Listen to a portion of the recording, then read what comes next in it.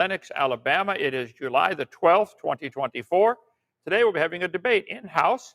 Mandisa Thomas came down from Atlanta, right? Correct. She's a member, or created a large atheist organization for blacks. And so we're going to have a talk with her in just a minute. Let's see. Here is Mandisa Latifa Thomas. And there's another name I missed. What was your maiden name, I guess? Well, my main name is Dixon, but that is not me. That's not you? That is a woman who looks similar to me, but that's what came up on the internet. Nope, that's not me. That's a different Mandisa. Well, that on the screen is not me either. This is me over here. Okay. Okay. Well, yeah, no, that's a different. I'm sorry, that's what came up. Anyway, okay. Born in New York City, this right one? Mm-hmm. Black nationalist household that wasn't religious, although some extended members were, and she sang in church choirs. I'd like to hear you sing sometime. In 2011, she founded the BlackNonbelievers of Atlanta. As president of the BlackNonbelievers, she urged people to come out and stand strong with their non-belief. I agree. You should stand strong on whatever you believe. Christians need to take a lesson from me on that one, okay? She serves on the board of the American Atheist and is a board nominating committee chair for the American Humanist Association. Previously held board positions with the Foundation Beyond Belief, Secular Coalition for America, 2016 Reason Rally. She was named Unitarian Universalist Humanist Associates 2018 Person of the Year as a free thought heroine in 2019 by Freedom from Religion. Okay, regularly presents at conferences nationwide, has appeared on major media such as CBS Sunday Morning, CNN, been featured in Jet, Playboy, The Humanist magazines, and other print and online media, including Freedom from Religion, Free Thought Matters. She and her husband Craig, who's also an atheist, were married in 06, live in Atlanta, and have 3 children. She's been on the Matt Dillahunty show. So have I. Okay, I did Whack an Atheist with Matt Dillahunty. What's that? A month ago. Okay, ranking religious debates. Kent Hovind, Matt Dillahunty, Bart Ehrman. Okay, Matt Dillahunty versus Kent Hovind, Atheist Experiments.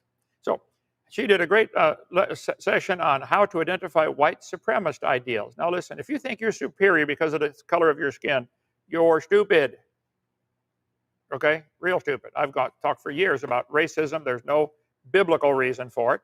You don't think you're skin because of your skin color. Have a weekly Sunday gathering. We do too. You only need to move just a little further. You can be Baptist again. Okay. Let's see. That's me right there. That's you. Okay, there we go. Well, that's actually a picture of you. Okay. Let's see. She says in the box here, I was exposed to Christianity, Islam, and different forms of supernaturalism that is rampant in our community. She told a Secular Woman interview. In her early teens, let's see, I thought maybe I was spiritual but not religious because I knew how Christianity was forced on blacks. Before long, she ended up firmly in the atheist camp. Well, folks, I love a person who's motivated to spread their belief.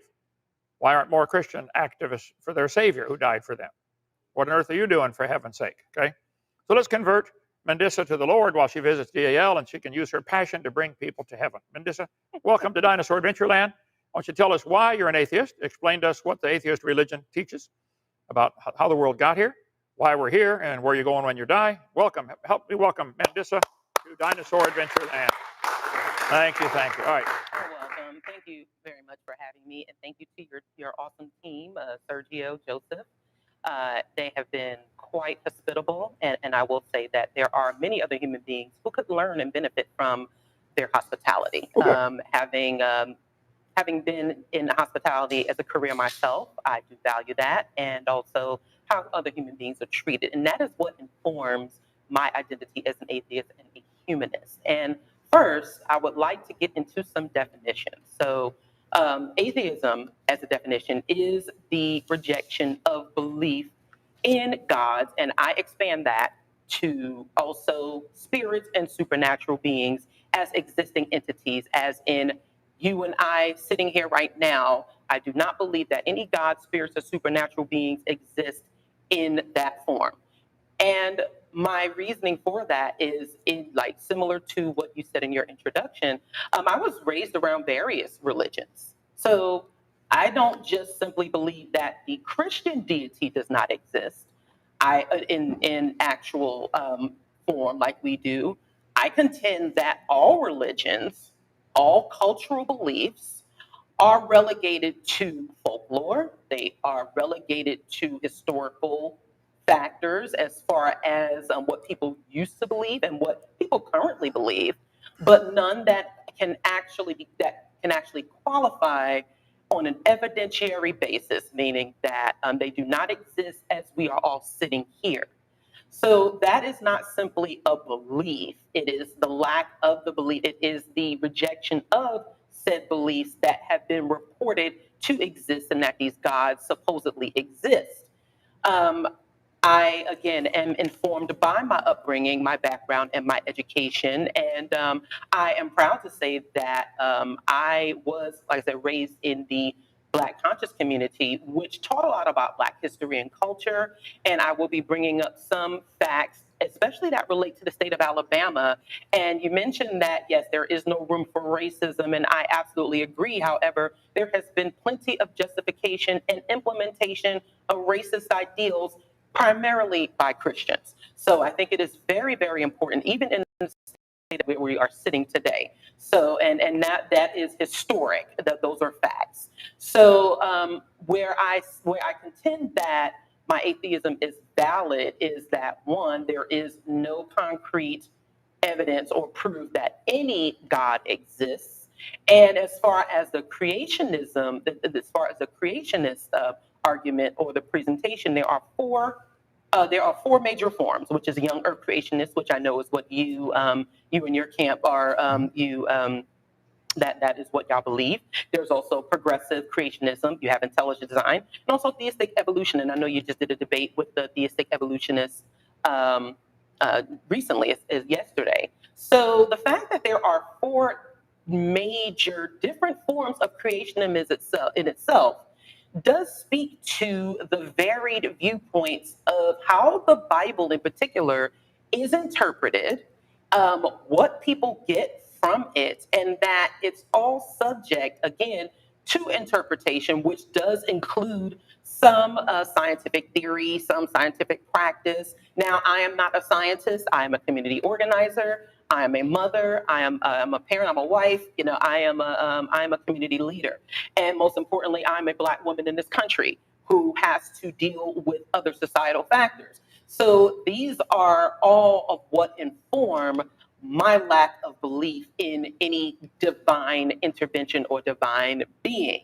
Now, certainly there are different forms of creationism. There are different creation stories from various religions, and Christianity is just but one, and they have taken from older religions some from Egyptian mythology, some from probably Greek and Hindu mythology. So there is a melting pot, if you will, beliefs that make up and comprise Christianity and other beliefs.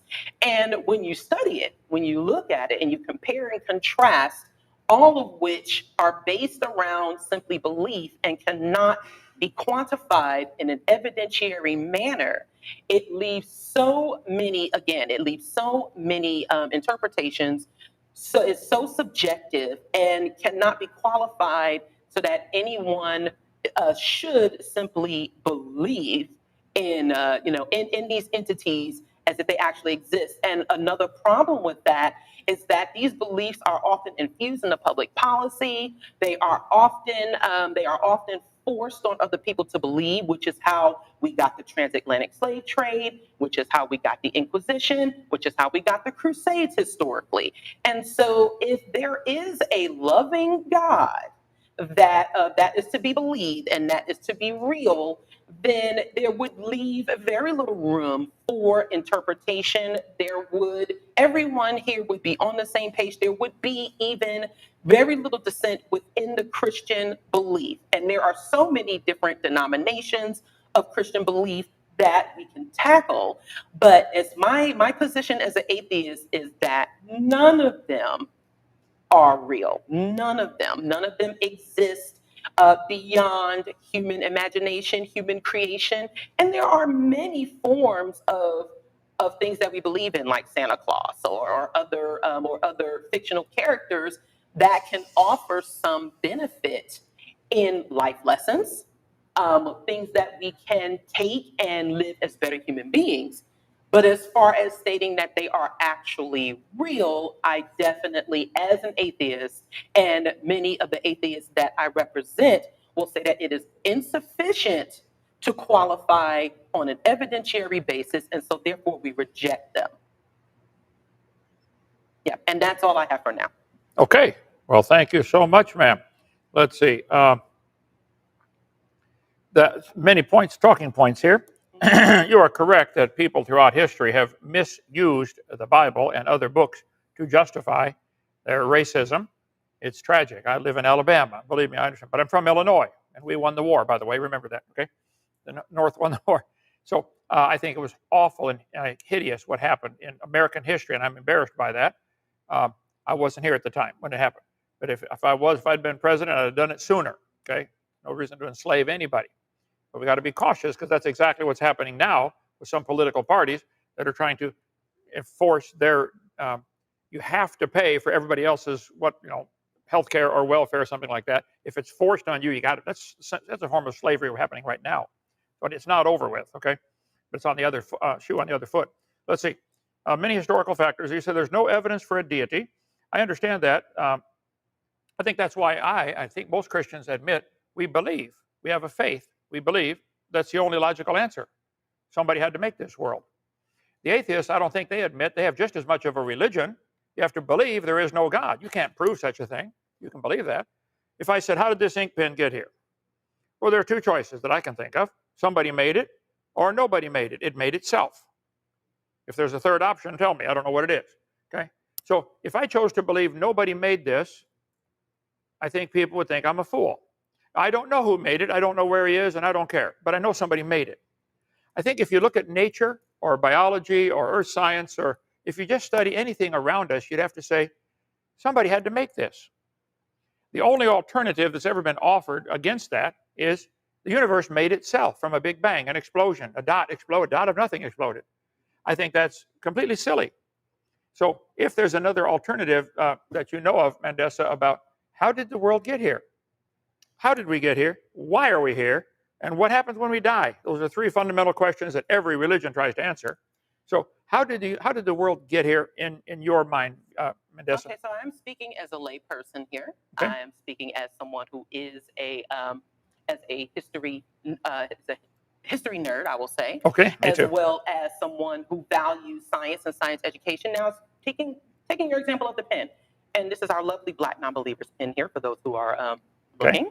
There is a story about the history of pens, which has started in 3200 BC. Now, I know that we know that to be before Christ. So the use of writing tools, definitely there's a history there. Right. So to just simply say, well, I don't know where it came from without any sort of critical inquiry could be considered disingenuous. So there has been many scientific inquiries, many historical inquiries, and we can certainly, even if there is something that we don't know firsthand, like you said, you weren't there at the time of when the laws actually justified slavery, racism, segregation, Jim Crow laws, which were very, very active in the state of Alabama here in particular. We certainly can look to the history of it and also how it has changed over time, how pens were made, how they were used, and we can see that through different forms. There is definitely historical data, different cultures, cultural data from archaeologists, not just paleontologists or people who use the scientific method, but also historians. There are plenty of ways to date those. And there has been enough in the way of scientific inquiry to trace back our roots of human origin, our different origin of species. And I noticed that there are a lot of dinosaur replicas here on your facility, which is great, but actually there are species that are older than dinosaurs. The common cockroach is actually one of the oldest species on Earth, actually, as well as sharks and alligators. So we're looking at reptiles here that were definitely older. So it didn't just start at dinosaurs, as history and dating and scientific inquiry and methodology has shown. So there are plenty of ways to find out how things were, how things came to be, how they did evolve over time. And a form of slavery, you mentioned slavery for people paying for other people's welfare, but I thought that that was a thing that many Christians thought seek to do. If there are people who are in need, if there are those who cannot afford to pay their bills, should there not be a communal practice for us to help each other? That is the humane thing to do. That is not enslavement. The enslavement is for people to have way more than others have, and they are living in poverty and they are suffering. And another form of enslavement is to believe, or to have people believe, that God created this suffering so that they can have this heaven in the afterlife. And my position as an atheist is that that is inhumane, and that everyone should have, every human being should be able to live a life where they have this inquiry, where they are able to have better access to education, better access to information, and also to have the liberty to believe or disbelieve what they want. Right. However, there is a number, there is so much information at the tip of, at our fingertips that we can look at, even if it is not something that we actually are experts in. There are certainly a lot of things that we can look to, and we can take the information and decide whether it is valid or not. But based on a method that can be replicated, that can actually be presented in a form that leaves no room for doubt. So that is how, taking that example there, it's not just simply enough. It is okay to say, I don't know, when we don't have the answers to things. But there's so much information at our fingertips that we can look up to say, well, we may not know, but there is the plausible means for how it started and how we got here now. And it is through years of, and probably centuries, if not more so, of human ingenuity, inquiry, and exploration. Okay, well, let's go back to the ink pen example. You are correct. People were writing things, with a stick on the dirt or a piece of iron carving into the rock, 3200 BC. It still involves intelligence to pick up the stick and write. Then it developed into the quill, the feather, fill it with ink, or the fountain pen and the ballpoint pen. All of them involve intelligent design. Even the stick writing on the dirt involves intelligent design. This is where you're completely missing the point. The point is, we know this cannot make itself. To follow the history of how we got a pen is completely avoiding the question, how did this pen get here? Somebody had to make this. Somebody had to make this microphone. Somebody had to make this computer. These things, complex things, don't happen without a designer. Now, if you wish to believe there was no designer for the universe, which is a bazillion times more complex than an ink pen, that's fine. But I wish the evolutionists would admit that evolution is a religion that they believe in. There's no scientific evidence. You could not prove there's no designer for this pen. I don't have any idea who did it or where they did it, nor do I care. But I know somebody did it. Now, as far as welfare, I think you're confusing something else, horribly confusing this one. I'm very generous. I work hard all the time. I give lots of stuff to everybody. But when you force people to give, that's not Christian charity. And taxation is forcing people to support people. I support a lot of people. How many of you have I given something to? Okay?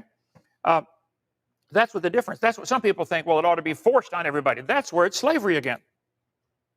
So it is another form of slavery. We'll do another debate on that topic. Okay.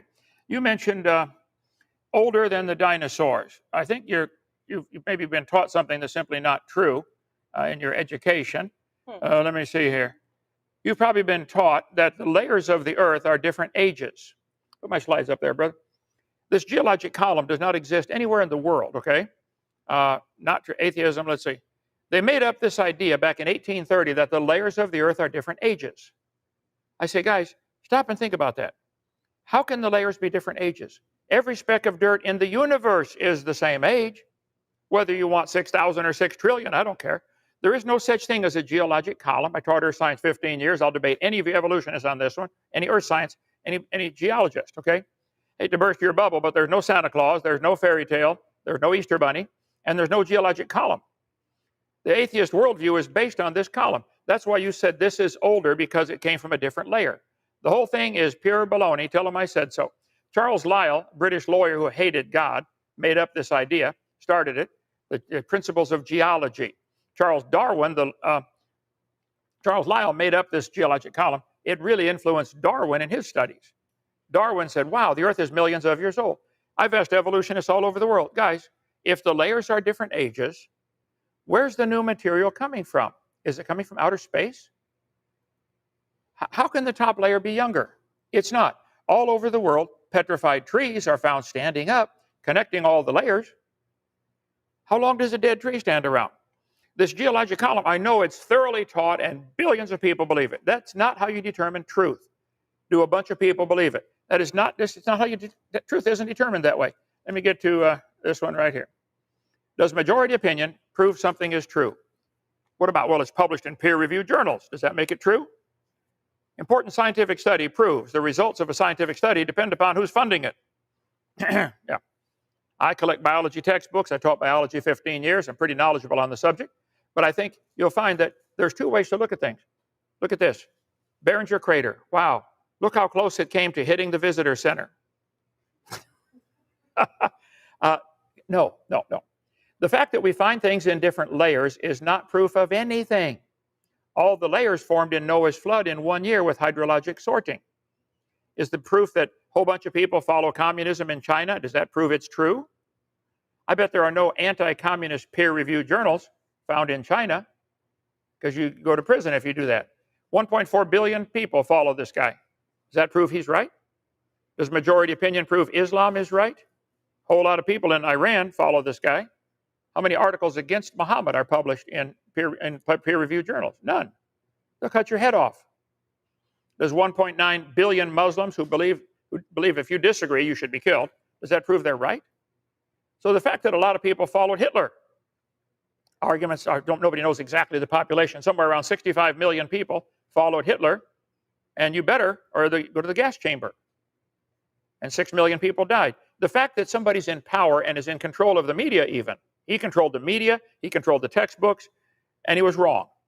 60% of Russians claim to be atheists. It doesn't prove they're right. So majority of North Korea prove they think communism's good, and the guy should never get a haircut. Okay.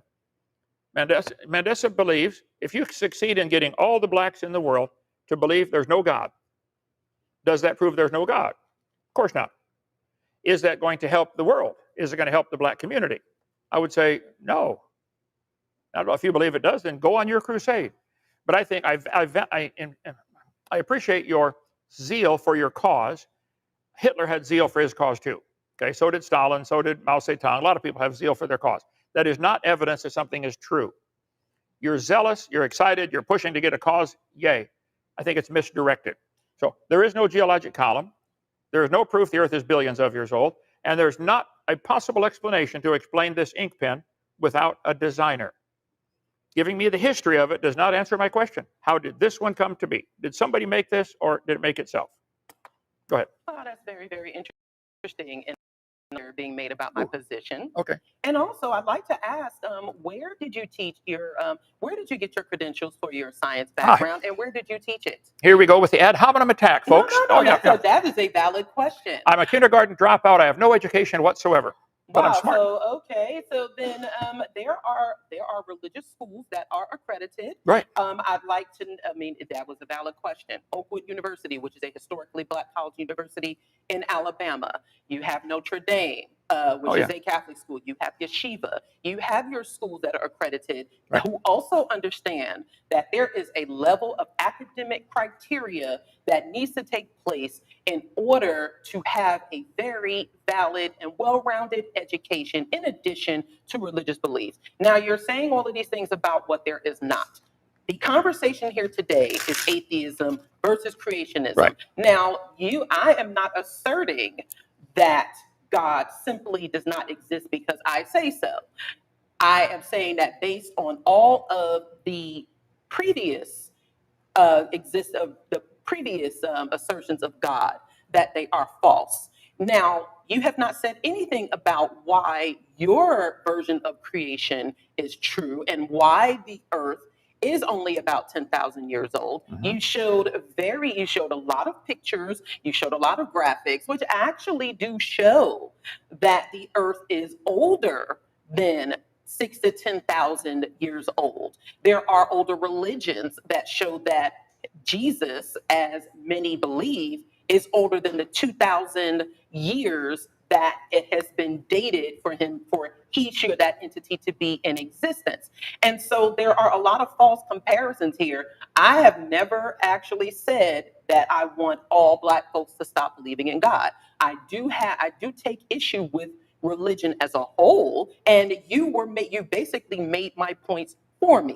Was that you said that just because a whole bunch of people believe in it doesn't necessarily make it true. Right. That is true for the many versions of Christianity that purports that God, Jesus, Jehovah exists. So you are absolutely right about that. I think we are on the same page there. But like I said, I am not asserting it.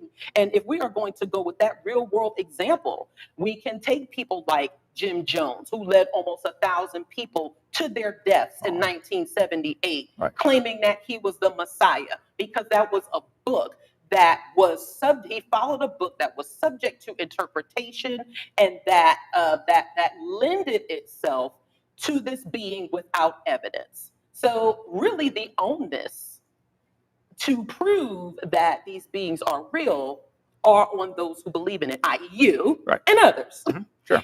There is nothing in what you said that you show that creationism is any more valid than evolution, and the evolutionary and how it came about. There is nothing there that you have proven there. So I would like to ask again, where does your accreditation come from? And is it based on actual scientific theory, or is it simply based on the Bible, the book that you believe in? And if it is, then we would consider that disingenuous. Okay. Well, again, it'd be an ad hominem attack about the degree. It wouldn't matter what degree I had. Charles Darwin had only graduated from college to be a preacher. He had no other accreditation. But they call him a scientist today. The only degree he got, he couldn't even find a job as a preacher. So his dad got him a non-paying job for 5 years to sail around to be the ship's captain's companion, because the captain of the ship wasn't allowed to socialize with the men in those days on the British ships. And you got to have somebody to talk to. So Charlie, you go with him and play chess when the sea's calm. But I think the whole question of accreditation, are there any, back to my example of, in Muslim countries, are there all the schools teaching Islam? All the schools teach you should kill anybody who's not Islam? Yeah, that's what their Quran says. You're required to kill somebody that doesn't believe what you believe under their religion. There's 27 verses in the Quran that say that. You're required to kill people who don't agree with you. I don't teach that, okay? But if you make your argument over in Iran or Iraq, saying, look, where's your accredited degree that says Muhammad is a prophet? Well, they would cut your head off for disagreeing with them. So the whole argument from accreditation is false at its face. I have 4 doctor's degrees, 3 earned, all from non-accredited Christian schools. I think if a person went to an accredited college and earned a doctor's degree and still believed they came from a rock, that person is stupid. Okay, I don't like their degree either. Just because they believe, oh, you came from a rock and we evolved from rock soup billions of years ago, and you're related to a potato. They might have the highest degree there is. Somebody might be highly educated in Adolf Hitler's Nazism, but they're still wrong. So the whole argument from that. Now, as far as I give on my video number 1, to answer your question about the age of the Earth, I cover about 40 different ways to prove it cannot be billions of years old. For example, the moon goes around the Earth once every 27 days. The moon is about 239,000 miles away, okay? The moon is moving away from the Earth. Everybody agrees that studies this. The moon's moving away about 1.5 inches a year. It's called the lunar recession problem. The moon is leaving us, theatlantic.com. The young age for the moon and the Earth, Dr. Thomas Barnes. Spaceplace.nasa.gov. We're drifting apart. The moon is leaving the Earth 1.5 inches a year. Our moon is moving away, Forbes.com.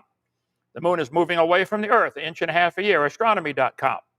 Okay? The moon is leaving us. I don't know anybody who argues with this. If you study it, you'll say the moon is leaving. Okay? Astronomy books are found of quoting the fact the moon is gradually spiraling away from the Earth. Space Answers. NASA, physics.org. Why is the moon leaving us? The moon is moving away 4 centimeters, about 1.5 inches a year, 3.8 centimeters technically. Okay. Why is the moon getting further away from the Earth? BBC News. space.com. So I think you'll find everybody would agree the moon's moving away. And I think common sense would tell us that means it used to be closer. If you bring the moon back in closer, you create a problem. The tides get higher. The closer the moon, the higher the tide is. Ask anybody who lives along the beach. When the moon goes in an oval around the Earth now, when the moon is closer, you get a spring tide, higher tide. Okay? Moon's leaving us 3.8 centimeters a year. Well, there's a law in physics called the inverse square law. If you bring something into 1/3 the distance and it's attracted by magnetic or gravitational pull, you take that 1/3 fraction, inverse it, and square it. It's 9 times the gravitational pull at 1/3 the distance.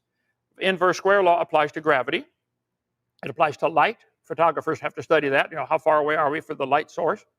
How much lighting do we get at 1/3 the distance? It applies to magnetism. It applies to girls.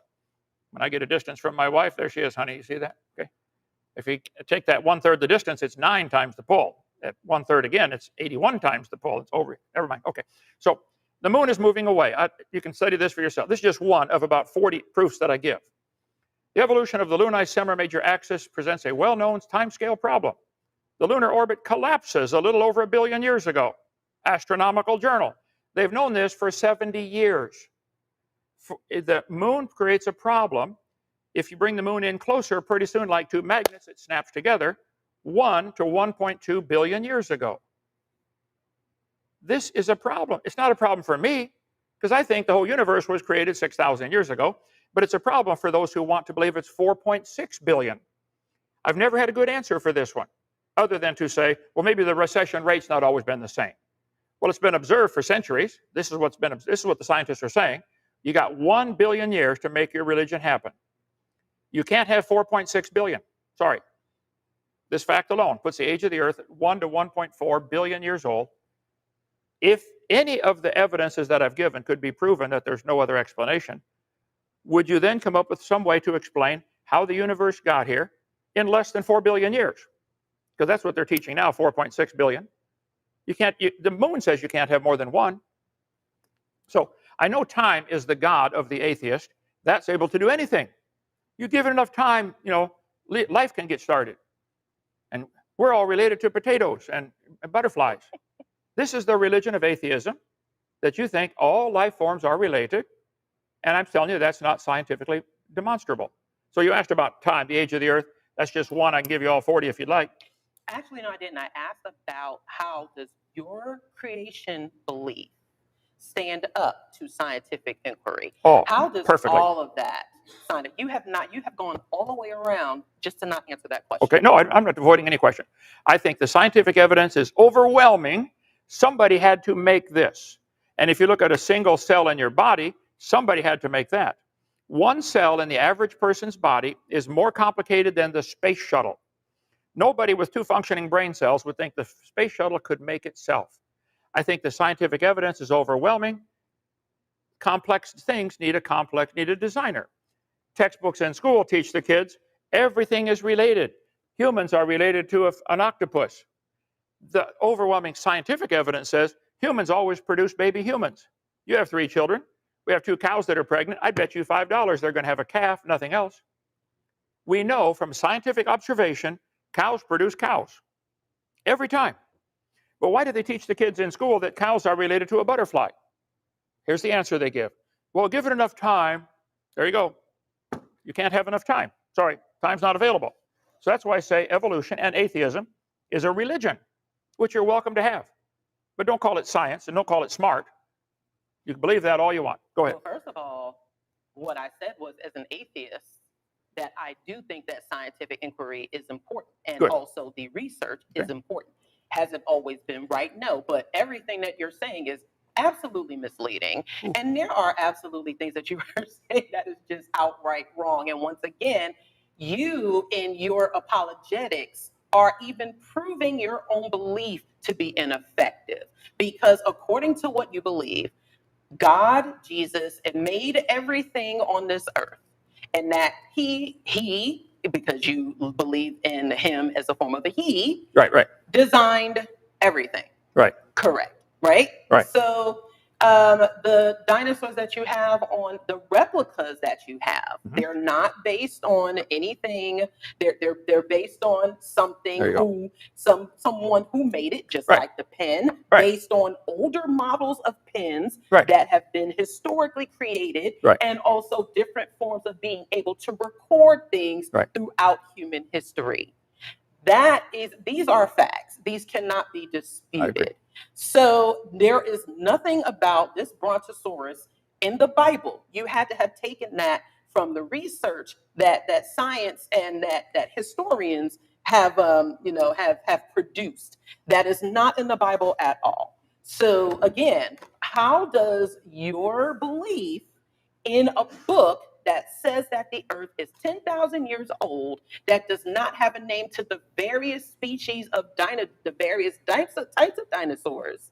So you're taking information that has already been proven, and that has been proven in nature, and you're talking about something that is non-organic to the earth. A pen, yes, pens are man-made. Okay. Yes, I will take these 2 pens. They are man-made, just like religions are man-made. Oh, you can have your pen back. I'm not taking it. You said you're going to take I'm just no, not at all. I have plenty of pens here. Okay. So yes, you are taking something that has been, and also just like these pens are man-made and have been developed over time. Religions are man-made. Religions, no, all of them. Ooh. All of them. Even atheism. Atheism is the lack of belief in any deity. That wasn't developed by anybody? No, it was not. It was the atheists have always been around. As soon as some religious person said that God is real without evidence, and we said that it's junk. That is absolutely our assertion. So you're taking all of these quote unquote scientific inquiries and what science and scientists say, and it is not an ad hominem to ask where I have some college education. I have a high school diploma, sir. So I don't make appeals to authority as far as accreditation, because that is not the only form of education. But the key is education, being able to take the information that you are given, and if you need to test it or replicate it, there are methods to do that. I do value that as an atheist, as a humanist, and as someone who values that. However, to just simply say that something exists simply because, and you are not providing irrefutable proof of that, again, that is irresponsible, that is disingenuous, and it has led to so many conflicts throughout the world, as you said, with the different things that people believe. And no, not all Muslims simply believe that if you don't subscribe to belief in Muhammad or Allah, that you're automatically going to be decapitated. That's the same way that other people could say that all Christians believe that if you don't believe in Jesus, that you're automatically going to hell. There are some Christian denominations that don't believe that anymore. They don't subscribe to that anymore. And again, there are 4 different methods of creationism here, and y'all all don't even agree with each other. Y'all don't agree with each other. So therefore, there is all sorts of room for error there when it comes to what you are asserting to be true. Okay. Well, that's why everybody needs to agree with me. And that's why God sent you here. You're here. And you're wrong about several things there. Dinosaurs are in the Bible. The word dinosaur is not there, because the word dinosaur was made up in 1841 by Richard Owen. It means terrible lizard. But in the book of Job, chapter 38, 39, 40, it talks about behemoth. It says this animal is the biggest animal God ever made, and he has a tail like a cedar tree. He moves his tail like a cedar tree. You need to watch my video 3. I'll give you one if you'll watch it. So yes, dinosaurs are mentioned in the Bible. The Bible says before the flood came in the days of Noah, the people lived to be 900 years old. This is what the Bible says, and there's lots of historical evidence of legends that are found from countries around the world, China, India, countries that have ancient roots that go way back thousands of years. Almost all of them have a legend called the Golden Age. They'll say there was a time on earth when man used to live to be 1,000. Google Golden Age, and you'll see it's a very common legend among ancient cultures. Now, the Bible says 900, not 1,000, but it's a biological fact that reptiles never stop growing. Snakes, lizards, turtles, tortoises never stop growing. If they could live to be 900, they would get 60 feet long. They find fossil turtles 15-foot diameter, but the world's biggest turtle today is 5 feet. Well, how do you explain a 15-foot turtle? before the flood came, this is the age when people lived to be 900, and they find fossil grasshoppers 2 feet long. They could not survive today. They couldn't breathe. Insects breathe through spiracles in their skin. They don't have lungs. It's a surface area to volume ratio problem. But the insects, dragonflies with 4-foot wingspan are found. They couldn't fly today. They find fossils of just about everything that are huge. I would say this is evidence that sometime on the earth, I think just 6,000 years ago, things were different. They find fossil ducks, 550-pound ducks, bigger than a horse. They find fossil beavers, 8 feet long. We find fossils of just about everything alive today in gigantic form. So the Christians have a wonderful answer for that. The Bible is true. People used to live to be 900. The world was different back then. It had a crystalline canopy above, water above the firmament where the birds fly. I cover all this in my seminar. So can I prove it? No. I believe it's true, and I think the evidence shows it's true. So yes, you're wrong about dinosaurs. They're mentioned in the Bible. Now, Abe Lincoln, I believe, dropped out of school in 2nd grade. Okay. So, he wasn't qualified to be president. He wasn't qualified to set the blacks free. He wasn't qualified for nothing. He dropped out in 2nd grade. Okay. Okay. So what is and actually, like you said, the word dinosaur is not in the Bible. Neither is computer. Neither is computer. Yeah, and yet we use it, right? Right. We certainly use it for our survival here. Right. Which goes to show even as far as if you don't believe in evolution as far as all of the different species, it shows the evolution of technology and what we use. Certainly people from ancient Greece believe that lightning was created because Zeus threw thunderbolts. We now know that isn't true. I agree. So therefore, and actually, where are the fossils for the people who live to be 900 years old? They don't exist. Well, you're wrong about that. Where is that? Sir, you made that assertion. Where are they? Billy, those books I just had you put over there, there are many books written on the topic of giant skeletons that have been found. They over there? This is my library here. There's a lot of evidence that man used to be much bigger, okay? Now, that kind of evidence goes against the evolution religion, so they try to hide it. And that was a simple answer, sir. Where are the actual fossils that show that humans were 900 years old? The Smithsonian has lots of the evidence in their basement because the evolution view teaches man started like a chimpanzee and we're getting bigger, better, stronger, smarter. And the truth is, I can document this from teaching high schoolers 15 years, people are getting dumber. It's getting worse. Wow, okay? That's interesting. Yeah, oh yeah, you should have sat in my classroom. But the question is, the issue is, the Bible clearly says they live to be 900. A person that chew on anything, the masseter muscle and the frontalis muscle, the muscles of your face, pull on the bone. Any bodybuilder will tell you, the more you lift weights and build your muscles, the more the bones grow. It's a slower process, but you gain bone density by muscle exercise. A person who lived to be 900 just simply chewing their food every day would end up with a larger brow ridge. I covered that last night, or yesterday, 2 nights ago. The brow ridge grows bigger, just leaning your head over and pulling it back up. The muscles at the back of your neck pull on the occipital bun. Your head would get longer. The Neanderthal skeletons that they're finding have large brow ridges and 13% bigger brains than ours. I think that's evidence they're living to be hundreds of years old. Not that they're half man, half monkey. That's evidence of old age.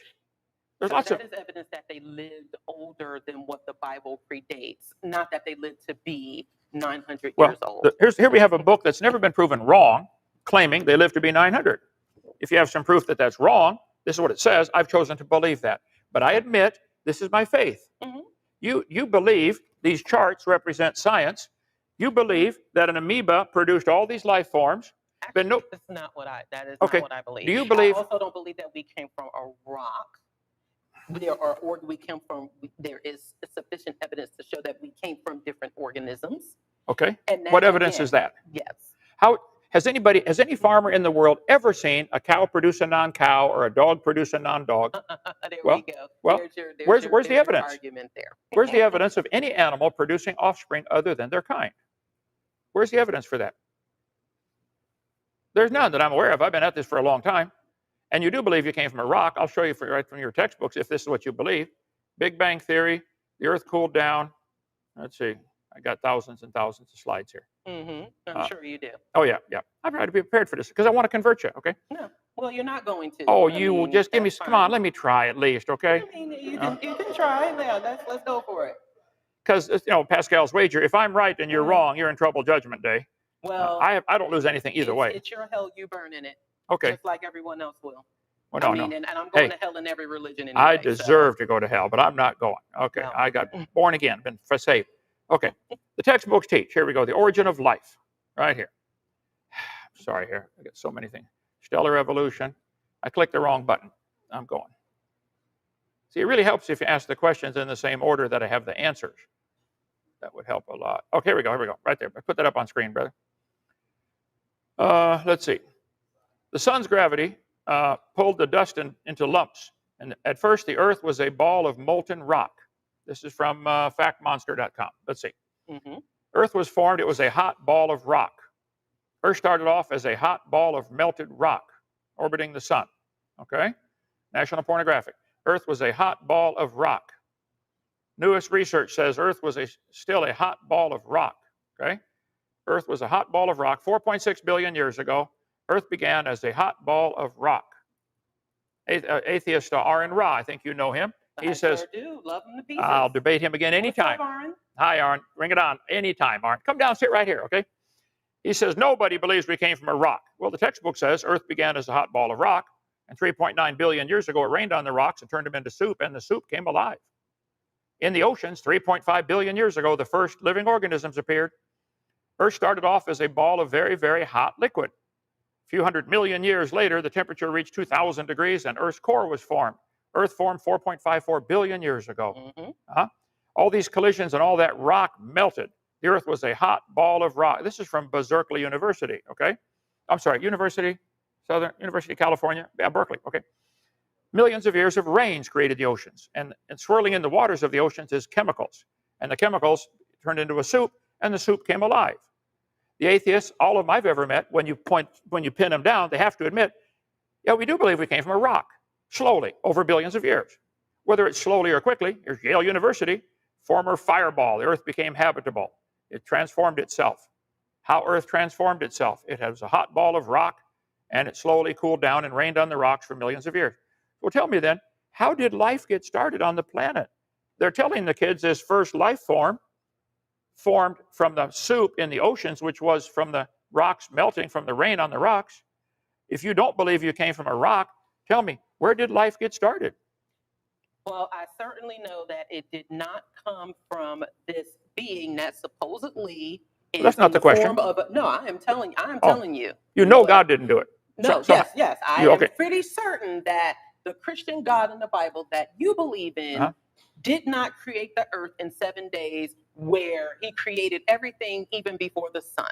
Okay. That I definitely do not believe. You will when we're done. It is implausible. Now, all of these things that you mentioned, all of these things that are from billions of years old, yes, they do. There are definitely plenty of rocks on this earth, just like there are plenty of human beings. Now, certainly there were probably other organisms and species on this planet just the same as rocks. Now, am I a scientific expert? No, I am not. And you even admitted, you said that you taught science education. I did. We cannot actually, you said you were a kindergarten dropout, though. I'm sure you were being facetious there, which is fine. But, because I can Jones with the best of them too. That's great. So therefore, for you to actually say that, I mean, but there has to be some basis for why you simply but you said you disagree with it simply because of your faith. No. And your faith. Yeah. I disagree with it because the scientific evidence says non-living things cannot make life. They're telling me in the textbooks and in the University of Bath when I was over there, and all these things are saying, we started from hot rock that got rained on and made soup, and the soup came alive. This is what they're teaching the kids. I see no evidence for that whatsoever. Primordial soup is what came alive and made the first life form. That's not science. Which county or which school system actually teaches that in the words that you put it? Can you point I could show you probably 300 textbooks that have this same idea that life began from the soup in the oceans. Where did the soup come from? It rained on the rocks for millions of years. If the earth was a hot ball of rock, there's no water there. It has to cool down enough for it to rain, and that makes the soup. What does primordial soup consist of? Primordial soup. This is common knowledge in every textbook. I got We'll take time this afternoon. We can look up all the textbooks. But this is what they teach. There's no other alternative theory besides somebody made it. Either nobody made this pen or somebody made the pen. Either somebody made life, a God, whichever God that is, or somebody outside of this world, or life had to make itself with natural processes. There is no scientific evidence of how life can make itself. The first self-replicating systems must have emerged in this organic soup. This is a university textbook right here on the shelf, taught at university level. It must have emerged. So I'm sorry, the scientific evidence is overwhelming that can't happen. Even if they could make life in the laboratory. One atheist said, if they do ever make life in the laboratory, what are you going to say then? I'll say, well, that proves it takes intelligence to make life. Duh, why they got to do it in the laboratory? Why didn't it happen everywhere all the time? We got 17 ponds on our property here. Make some life. Lots of soup out there. So I wish you would admit, I wish atheists would admit, they believe by faith that life got started from non-living material. No, that is not biologically possible. That is okay, where did life get? First of all, like I said, as an atheist, you are the one claiming that God made everything. And you are claiming he did not. That's correct. We're both making a claim. Right. Right. I am making that claim based on your claim. You are taking a bunch of different facts or different scientific queries, and you are trying to fit them into what you believe. Now, they fit if perfectly. That is what the Earth shows, then fine. It does. Who are we? But it shows that the Earth is older than 10,000 years or 6,000 years. Whether or not we came from smaller organisms, that's fine. There are scientists and folks who have studied that, and I have no issue with that. Like you said before, you were quick to say you weren't there at a certain period of time. Right. Neither was I. But the most plausible explanations are what do come from many scientific inquiries, the history, the study. And I find that, again, and until your God, per se, can actually produce itself as an actual entity to say that all of this is wrong, because that is, again, the basis of what you believe. Jesus is real. He could come and tell us who made this pen. Jesus, God, or whoever is in the Bible. He could come tell us that. Mm-hmm. I think he did better than that. I think he did come to Earth and tell us things. I think he inspired people to write a book, 40 different men over three different continents.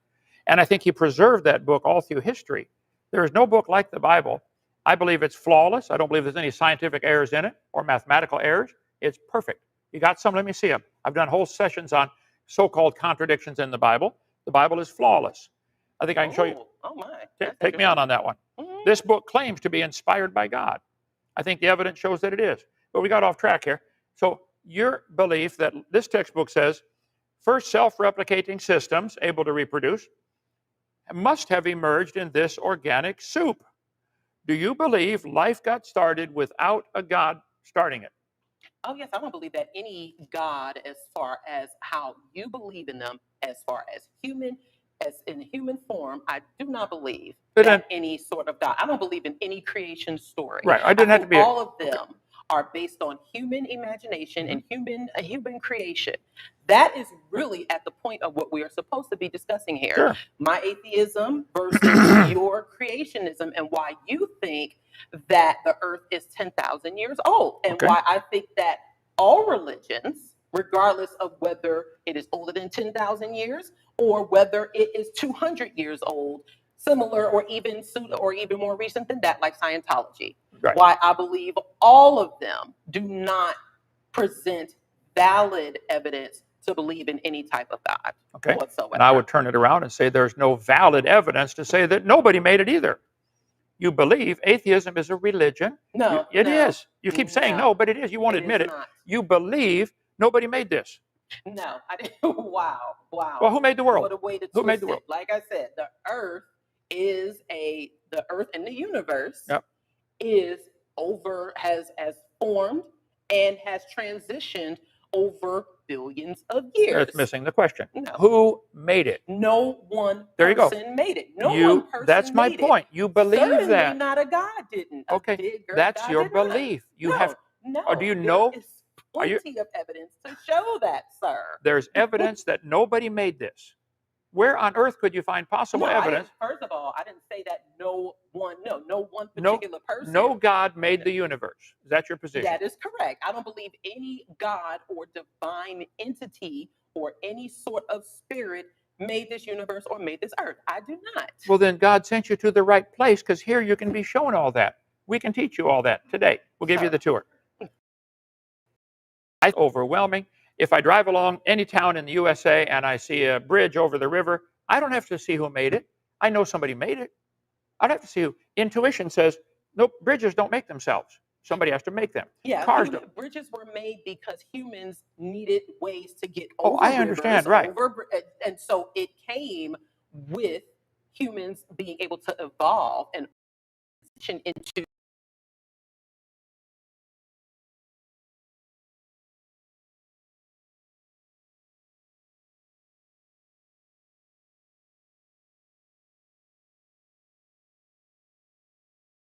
smart training. People. It does take training. With levels of accreditation doesn't necessarily apply. That you don't think that someone who has to build a bridge doesn't have to be trained and accredited in that? There are people all over the world building bridges that didn't go to school at all in different countries. Yeah, and some of those bridges had to be perfected by people who did. You have to go into an accredited degree. Nobody said you had to have. They had to be perfected by folks with accredited degrees, though. Sure, people can find ways without formal education to be more, to be more productive in human society. However, you cannot simply dismiss that based on beliefs that have, again, no basis in evidence, and you're taking from other scientific inquiry to try to prove that you're right, which is very irresponsible, sir. Oh, come on now. All the evidence in the world shows you cows produce cows, dogs produce dogs. And you won't find a farmer on the planet who's ever seen his cow produce a non-cow. So why should we teach the kids that cows are related to butterflies? There's no evidence for that. Butterflies always make baby butterflies, every time. But you believe cows and butterflies are related, don't you? No, actually, I don't. I don't simply think that they are just simply related like we would be a cousin. Well, do they have a common ancestor?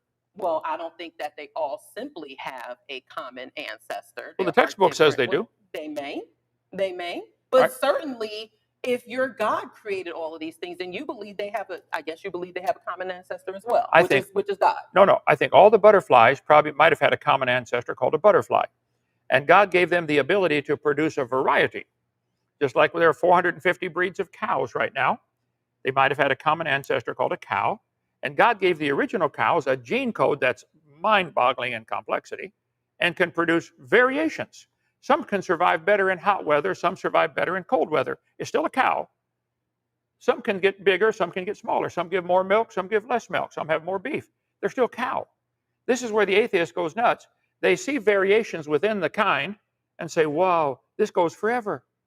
They've been trying and trying to get bigger, smaller dogs. They now have a 4.8-inch tall dog, a teacup chihuahua, completely useless. Do you think you'll ever get a dog as small as a flea? Well, no, there's a limit. This is where the evolutionist does not understand science. They think there's no limit. That protozoa that evolved in the soup was able to turn into a whale over billions of years. Put this one slide up, brother, would you? Okay. Life on Earth bloomed 3.7 billion years ago in the primordial soup. I showed you scientific evidence that the moon says Earth can't be more than 1 billion years old.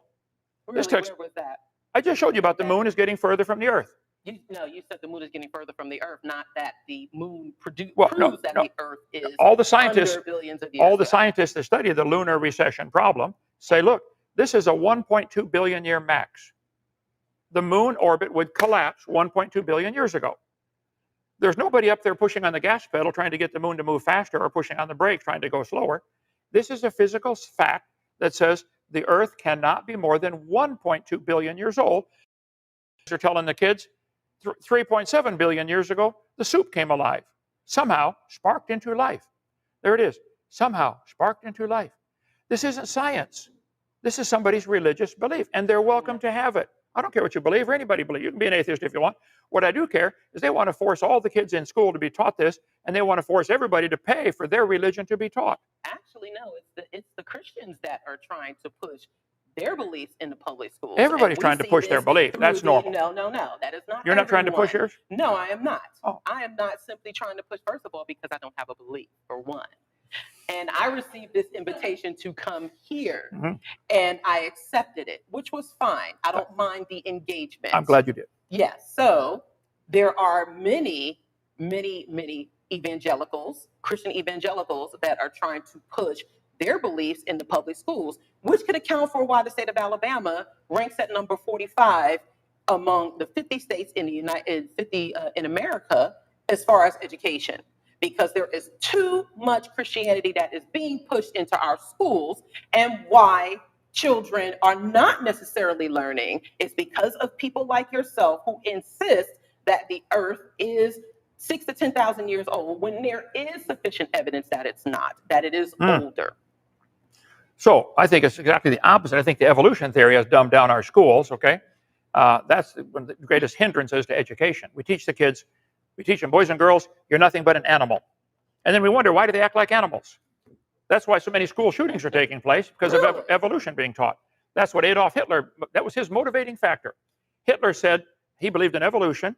He said, no, Hitler was a Christian. No, he was not a Christian. Yes. Hitler said, we need to eliminate the inferior races. He had the Jews at the bottom of the list. Right above them was blacks. Hitler hated blacks. And when Jesse Owens, the black American athlete, won the most gold medals in 1936 in the Berlin Olympics, Hitler refused to shake his hand and walked out of the stadium. He said, it's not fair to make my men race against this animal. I'm telling you, evolution is the foundation for racism, not Christianity. Racism, read Charles Darwin's book. Can you grab that right there, the big fat one? Charles Darwin's book, The Origin of Species by Means of Natural Selection, or the Preservation of Favored Races in the Struggle for Life. Here's his book. Here's the title page, Favored Races. Darwin's book talks about certain races of humans are superior to others. Yes, and that is where many scientists have been flawed. Did I say that science was perfect? No, it is not. There been racist scientists? Absolutely. But guess what?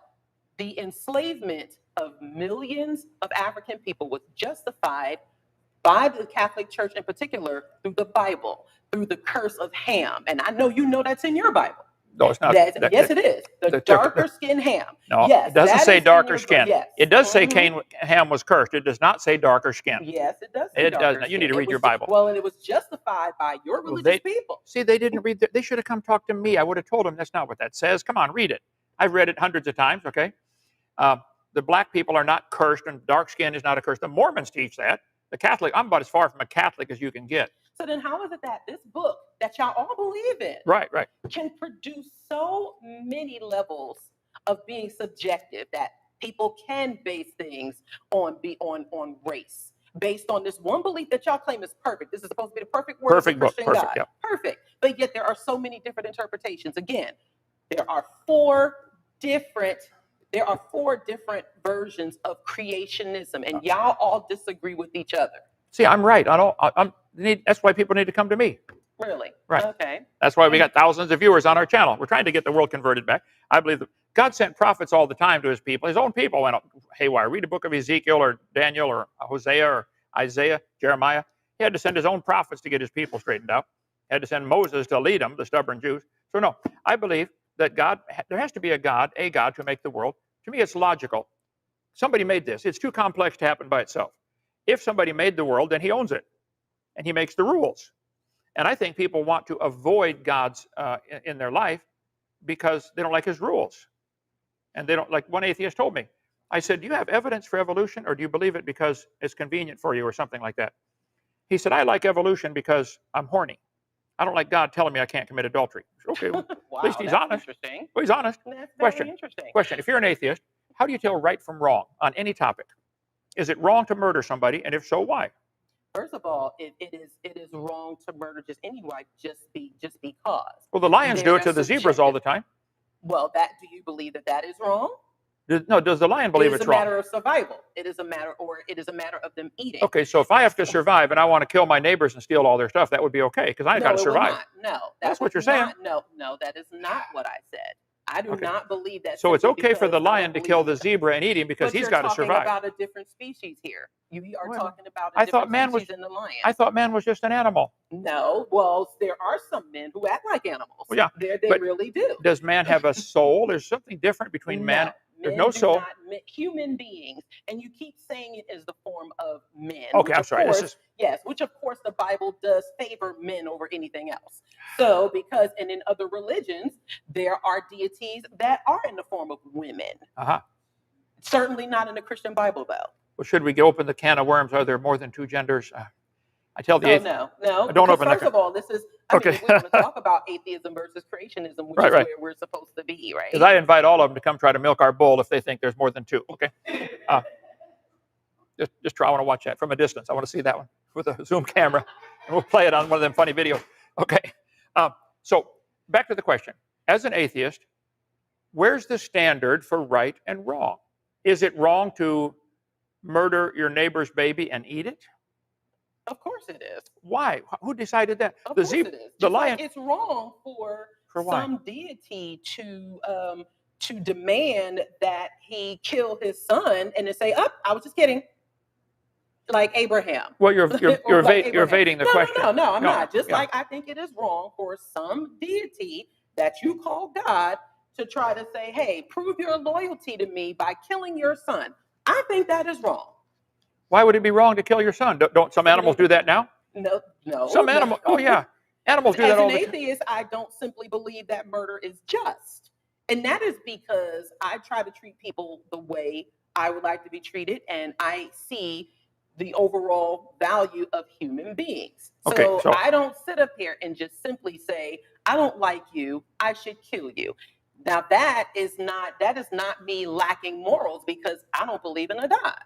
Well, I'd like you to tell me, where do your morals come from then? So they come from they come from a variety of places. And what if what if somebody has different morals and they think it's okay to come steal your stuff? Well, then there would be a response to that. If someone thinks it's okay to steal my stuff, then there are things that I can do to defend myself and protect myself. But going back to where my morals come from. Where do they come from? They come from a variety of things. They come from my upbringing. Mm-hmm. I certainly read various forms of mythology and also learning about different societies and different cultures, also coming from my parents and my family and those who valued family and also the education. Right. So there are many different forms or many different ways I arrived at my sense of morality. Good. So now, it doesn't necessarily always have to what some people may consider moral or just might be a little bit different than mine, as long as it is not infringing on my right to live or on my right, then fine. We may disagree on that, but that's fine. I'm not going to just simply judge you or condemn you simply because you may not have the same moral code that I have. But you don't have to believe in a God in order to have a sense of morality. In fact, it actually expands that. It expands beyond belief in a God. And then it actually makes me more moral because I don't. So if you have a neighbor that does not have your same morals and he thinks it is okay to steal or murder, then he's going to have a problem. He, she, well, or it will have a problem. Why should they have a problem? Because their moral maybe their moral standard is right and yours is wrong. Well, why would it be okay for them to take something that doesn't belong to them? Well, doesn't the lion go next door and kill the zebra baby? But we are talking about a species of people who can communicate the same way. We are able to talk to each other, or at least we should be able to comprehend with each other. So man is different than the animals. Well, of course, man is somewhat different than animals. Do we share same traits? Do we share certain animalistic abilities? Yeah, I think we do. I think we do. I agree. Now, do we all communicate the same? No. Would I want to be in close proximity with the lion? I don't think you would either. Right. No. Now, I hope you're okay because you mentioned snakes before. I hope you're okay. I'm fine. From the snake. Good. Miserable 12 hours and I'm fine. Well, that's good because snake bites can kill.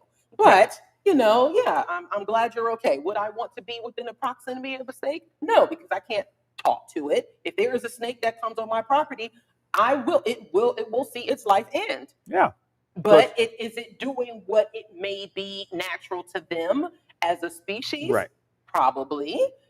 But as human beings who may be coming to, if my neighbor, and I have lovely neighbors who have their own homes, who have their own vehicles, there would be most likely be no reason for them to try to take anything that me or my family has. But if they decided to do that, based on the law, I would be defending myself and my family and my children, and there would be consequences for that. Right.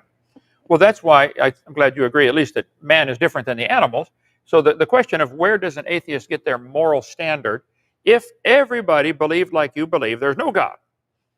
Really, the Muslims then, their standard says, hey, if you don't believe like us, their Quran says we're required to kill you. They may not all do it, but that's what their book says. I can show you many times. The book says you're required to kill anybody who doesn't believe. And I think they're wrong for that. Just Okay. like I said, I think that and I'm sure they have a creation story as well. It is not rooted in evidence, and therefore I don't believe in it, just like you don't believe in their creation story. And the idea of life coming from the soup is not rooted in evidence. And the idea of the earth being... It is, though. It's actually rooted in evidence. It's rooted in scientific queries. It is in scientific research. Okay. All of these things that just because you don't agree with it does not necessarily mean it isn't plausible. Well, and plausible, that is where we are. That is where we are having a fundamental difference here. Plausible and proven science is very different, okay? It is proven so far life cannot make itself. Somebody had to start it. Nobody's been able to make life in the laboratory. But you said you don't even have proof that your God did it. Oh, no. But that's why I admit mine's a religion, and you don't admit yours is a religion. No, but it's not. It is. Yeah. You believe by faith life got started in the soup. We can't even make it happen, let alone watch it happen. The definition of faith. What is your definition of faith? Well, it's belief in something you can't prove scientifically. It'd be a short definition of it. Right. You believe that there's no God. You can't prove such a thing, but you believe that. But you won't admit that's a faith of yours. You think it's scientific. You can prove there's no God. I'm not trying to prove there is no God. Well, people who believe like you often prove that for themselves. Again, the fact that there are so many different Christian factions fighting among each other. I know. Prove that this God doesn't exist. No, it just proves they all need to come listen to me because I got the. So you're God. You think you're God? That's correct. See? No, I'm not God. I'm not God. I worship the right God. I have the right book. Well, interesting. I didn't say I was God. Don't misquote me on that. So. You said it. So I did not. I did not. No, you did. So I said I've got the right interpretation. So if I'm wrong, somebody show me. Okay. So far, all scientific evidence has shown cows produce cows, dogs produce dogs. There are no exceptions. This chart is religion. This is not science. There is no evidence that the horse is related to the butterfly or the beaver or the bird. If you wish to believe such a thing, believe what you want. I showed you scientific proof the universe cannot be more than 1.2 billion years old. It can't be. At least the Earth moon can't be. But yet you believe by faith that 3 billion years ago life got started. I'm sorry, you can't have 3 billion years. That's where I keep saying time is the pacifier for the atheist and evolutionist. They think given enough time, it'll happen. That keeps them satisfied. No. There's no milk in it. I'm sorry. It's a pacifier. Time, all through the books. Put this one up, brother, would you? That's interesting because when you talk about time and the rapture, do you believe that the rapture is coming? I believe so. Yep. Hope so. So you're actually the one who is depending on time here. Oh yeah, I believe God created time, space, and matter. Interesting. But look at this. Earth formed 4.5 billion years ago. National Pornographic. This is not. Why are you saying it's geographic? Why are you saying pornographic? Oh, I guess they always show pornographic. They always did anyway. Pornographic pictures. So. That's interesting.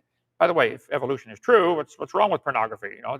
Hey, I mean, I'm not sitting up here saying anything is wrong with pornography. You are. You're implying that. I don't think there's anything wrong with pornography unless there are non-consenting adults or not anyone who is not. Well, should there be clothing standards? Should people be allowed to walk the streets naked? I think in some societies people have been able to, but unfortunately there have been draconian religious people who have deemed they messed it up. Many Christians. They messed it up for you. Christians have messed up quite a few things. Oh. Let's just say that. Yes. And so have evolutionists and atheists. I've messed up quite a few things. Hitler and Stalin. Well, Hitler was not an atheist. Hitler was a believer. He was an evolutionist. Stalin was an atheist. Do I think that what he did in his power in Russia was right? No, I do not. I'm not sitting up here just like you don't agree with all Christians, and definitely all Okay. Christians don't agree with you. So I don't agree with all atheists well, listen. either. So if a lion goes next door, kills the zebra baby, and eats it, it's okay because he's hungry. But if a person goes next door and kills a human baby and eats it because he's hungry, it's not okay because humans are different than lions. Why would a human being Oh, kill that another doesn't, baby? why doesn't matter. If No, they it does matter, no, though. if It really if a does. person is starving to death and they go next door and kill the neighbor baby and eat it, is that okay? It is for the lion. He's starving to death. Man, go kill that baby zebra. No, because Well, where's the moral No. standard? Where's the The equivalency? moral standard is that, for one, yes, in their natural habitat, lions will kill other species, and there are other species who may kill each other to eat, Right. and to feed their young, and to feed. Actually, it's the lioness. It's the lioness that hunts. It's Well, not sometimes the the male lion does. No, it's the female. It's the woman lion. Usually the man which shows sits that home. women do have, and females do ultimately have more power than A whole men. other debate Let's on this say one. that, yes. Okay. So, Okay. yes. So, yes, in their habitat, in which I think that many humans have disturbed, in their natural habitat, they do kill other species in order to eat and to feed their young or to feed their so families. humans disturb their habitat. So it's our fault the lion's eating the zebras. No, it's not. That is what they do. Now, Okay. the scarcity of certain habitats are the fault of humans. I will say that. Yeah. Now, those who hunt for sport and not necessarily to eat. Yes. Now, another human being killing another human being just because. Now, there have been instances of humans having to eat other human beings for survival, but that was out of dire circumstances. Right. That was because they had nothing else and there was no other choice. So was it okay? No, I mean, hey, in those circumstances, it had to be. Now, okay. if someone just kills someone else or just takes another person's baby, of course that is wrong. Of course that is not just. You say, of course, where's your standard? Why would it be wrong? Because my standard is to treat other human beings, for one, like I want to be treated, and recognizing the intrinsic value of human beings, and that I am not going to just simply take someone's life simply because I can. There are consequences to that. There are ramifications to that. Right. And so I just would not do it. But obviously some people think it is okay, and they do it all the time. How much theft is there in the world? For heaven's sake, you live in Atlanta. What's the theft rate up there? Well, I mean, there are plenty of. I mean, I'm sure there's what's considered theft everywhere. Yeah. But yeah, I mean, yeah, I'm happy. I'm proud to live in the Atlanta area, even though y'all keep saying that, sorry for me, and I know y'all say that as a joke, but it's perfectly fine. Yes, I am not blinded to the reality that there are some people who have to steal there are some people who steal clearly out of greed. Yep. There are people who steal simply because they feel like they need more than everybody else. There are others who steal or who feel like they need to steal because they don't have. But it's wrong. It is wrong. It is, well, first of all, it's wrong for them not to have it. We're back to the standard. And if there is a loving God, even according to your Bible, according to the book you believe in, then no one would have to steal.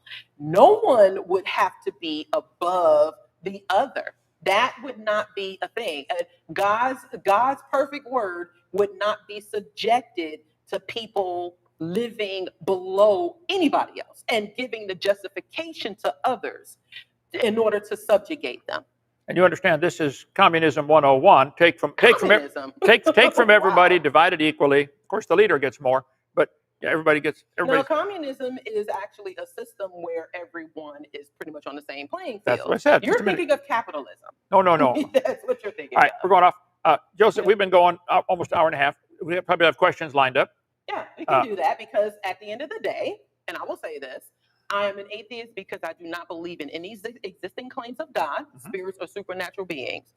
You believe that as a Christian and as a young earth creationist, that your Bible is that the earth is 10,000 years old and that your God created everything and that he intelligently designed people to even have this pen here. But that I know that we are probably not going to agree on that, and that's fine. But I am asserting my position as an atheist just in case anyone, either in the audience or anyone who is watching here, has any type of misconception about who we are. Okay. All right, Joseph, what questions do you have there? Or any from the audience here first? Yes, sir. Yeah, please come closer and talk louder. If you got a question, line up here so we can get on the record on the mic. Okay, go ahead, brother.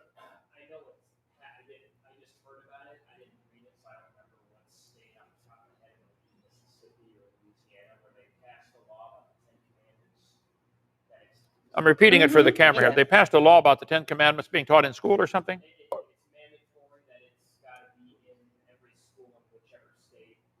I've heard about that. Yes, I have heard of that. Do you think that that is a bad thing? And if so, like, then why do you think the 10 Commandments? What's wrong with the 10 Commandments? First of all, the 10 Commandments, the question for people who did not hear that in the audience, the gentleman asked about the new Louisiana law that states that the 10 Commandments should be recited in schools. And so I do think that is a bad thing because, for one, it does not represent everyone's belief. First of all, there should always be a separation of religion and government. Everyone's belief, if you believe it, it should be private. It should not be forced into public policy. It should not be forced into public education. If there is a school, if there is a Christian school that wants to have the 10 Commandments cited, then that's fine. But in public schools, absolutely not. It is a gross violation of the separation of religion and government, or state and church. And it also does not represent everyone's perspectives. So therefore, you are trying to have Muslim children reciting the 10 Commandments in the Bible. You are having Jewish children who might be, and also non-religious children. That is a gross violation of separation of church and state. And if you want to keep that in religious schools or in your churches, keep it there and not in the public sphere. Well, let me finish my side of that question. This is why I've been saying evolution should not be taught either, because evolution is a religion that people believe in. If you wish to believe it, that's fine, but it should not be in public schools, should not be in government buildings. The government should have no influence, should have no financing of evolutionary research. If you wish to believe you're related to a potato, fine. I don't care that. If you wish to believe life came from non-living material, that's fine, but it's a religious belief. It is not scientific, and it should be taken out of schools. If we're going to exclude religion from schools like she wants, then let's exclude evolution as well. Evolution is not a religion. It is definitely a religion. It is not. You have to believe all kinds of things to believe evolution. No. You need to watch Mo's seminar. One follow-up question. Okay. Do you have any personal problem or disagreement with the 10 Commandments itself being taught? Like, do you think there's anything wrong with the 10 Commandments specifically? Well, certainly the idea that there should be no other God than me. Certainly, I and other folks who don't subscribe to Christianity would definitely have a problem with that. Okay. Now, there are other. Thou shalt not steal. Thou shalt not steal. Thou shalt not kill. There are certain things that could be considered moral guidelines or what have you, but if they are not equal across the board, which they are not in the 10 Commandments, everyone should not have to subscribe in any belief in the Christian God in order to, that belongs in your churches, that belongs in Christian schools, that does not belong in public schools. You can actually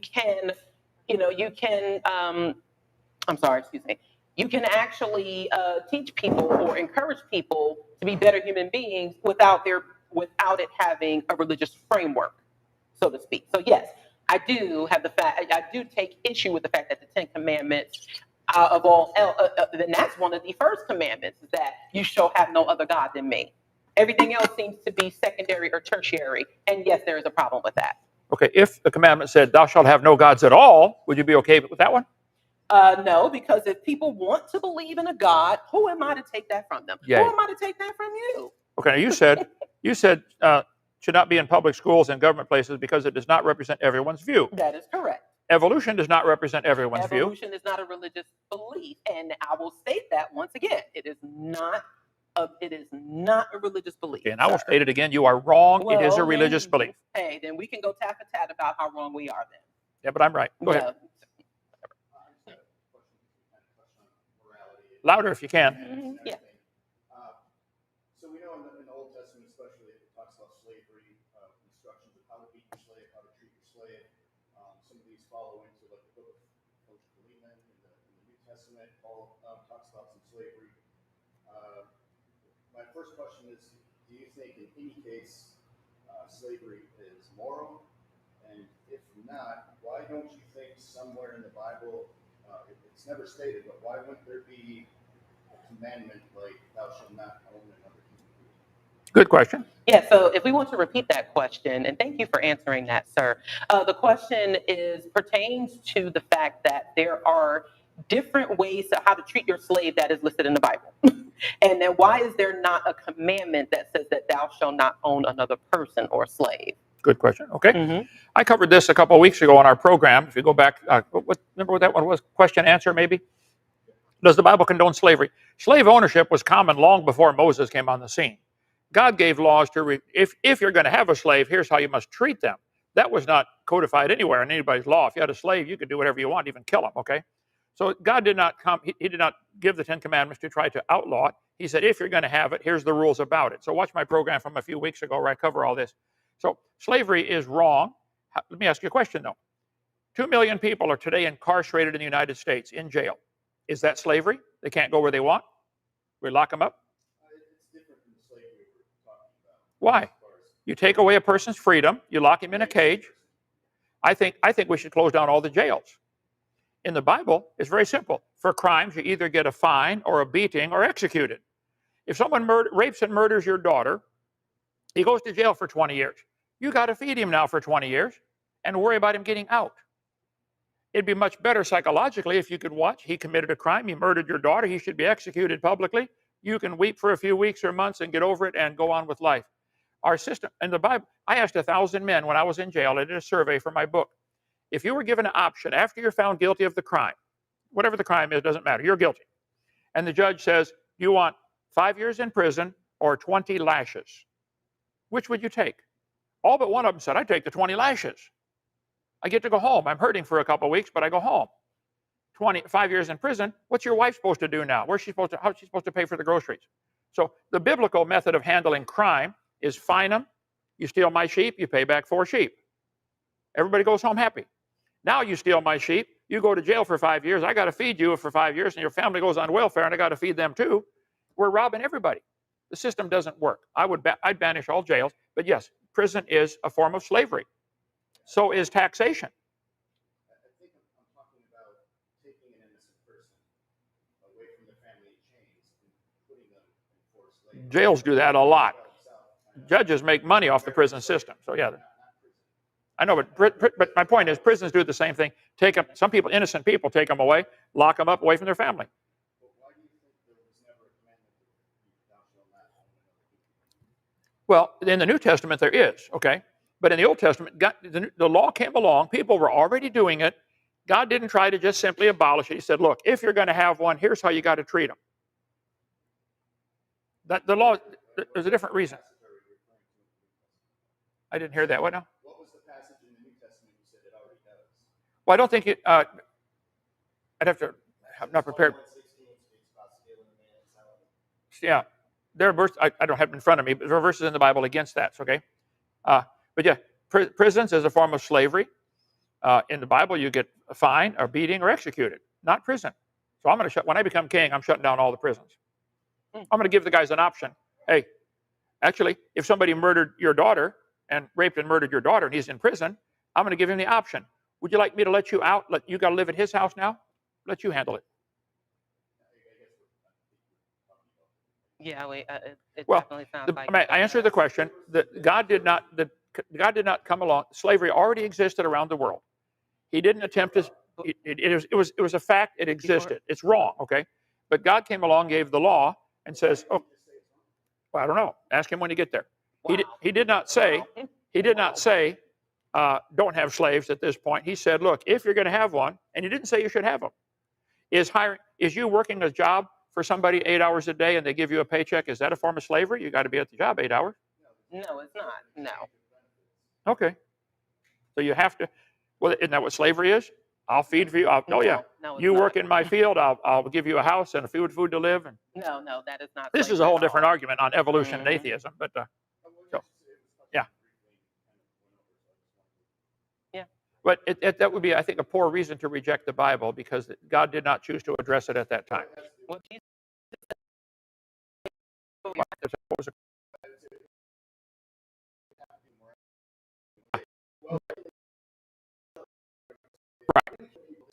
Yeah, whether at all is the question. If you don't like God's morals, of course you can do as you please. But then society gets together and says, "Well, we're going to have some rules. You don't go this fast on this road, or we're going to give you a fine, or take away your driver's license, or something, or lock you up." Society can set their own rules. We set rules for this campus. If you want to live on this little property, you can't drink. You can't take drugs. You say, "I got a right to drink." Okay, go out on the street, drink, don't come back. So, okay. You have a right to make rules in your house. That's fine. It's private property ownership, which is biblical. Okay, yes, sir. So there's a clear distinction between mankind and animals. We are unique in the universe. That's clear to tell. There's no pack of dogs that has ever organized a charity drive. There's no group of monkeys that have ever organized a vote that we're aware of. We are special. Creationists call it a soul. Atheists call it sentience. Can you point to me the transitional fossil where we evolved the sentience, where we evolved this thing that puts us so far above any other thing on Earth? Well, first of all, I don't think we are that far above. And also, as you are defining it as far as charity drives and such, yes, as human beings, we have the ability to communicate differently. Actually, there are species of bonobos and monkeys that have communities that do for each other. They just don't communicate the same way that we do. Now, sir, I'm still speaking though. No, I'm not. Nowhere in the scale. For instance, take slavery. We know that there was a group of people that enslaved another group of people, and to justify that, we have the North invade the South and rectify it. We don't see that anywhere in the animal kingdom. There is no group of animals that tries to rectify a community wrong anywhere. Again, that is because, and now you are sitting up there interrupting me for one, which was very rude. You have to answer the question. No, excuse me, don't. First of all, I don't appreciate how you are talking to me right now, and don't do that because I did not talk to you like that. Now I'm sitting up here, I'm not speaking as a scientist who can actually go word for word through the entire process.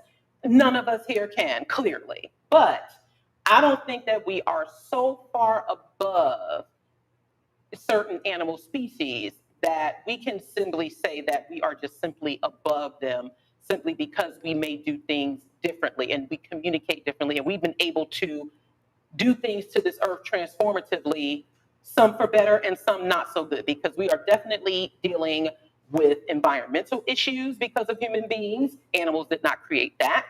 We are certainly dealing with pollution. We are dealing with so many different things as far as food insecurity, to where we've had to create these drives for, nope, you answered your question. I'm answering your question. Nope, next question, sir.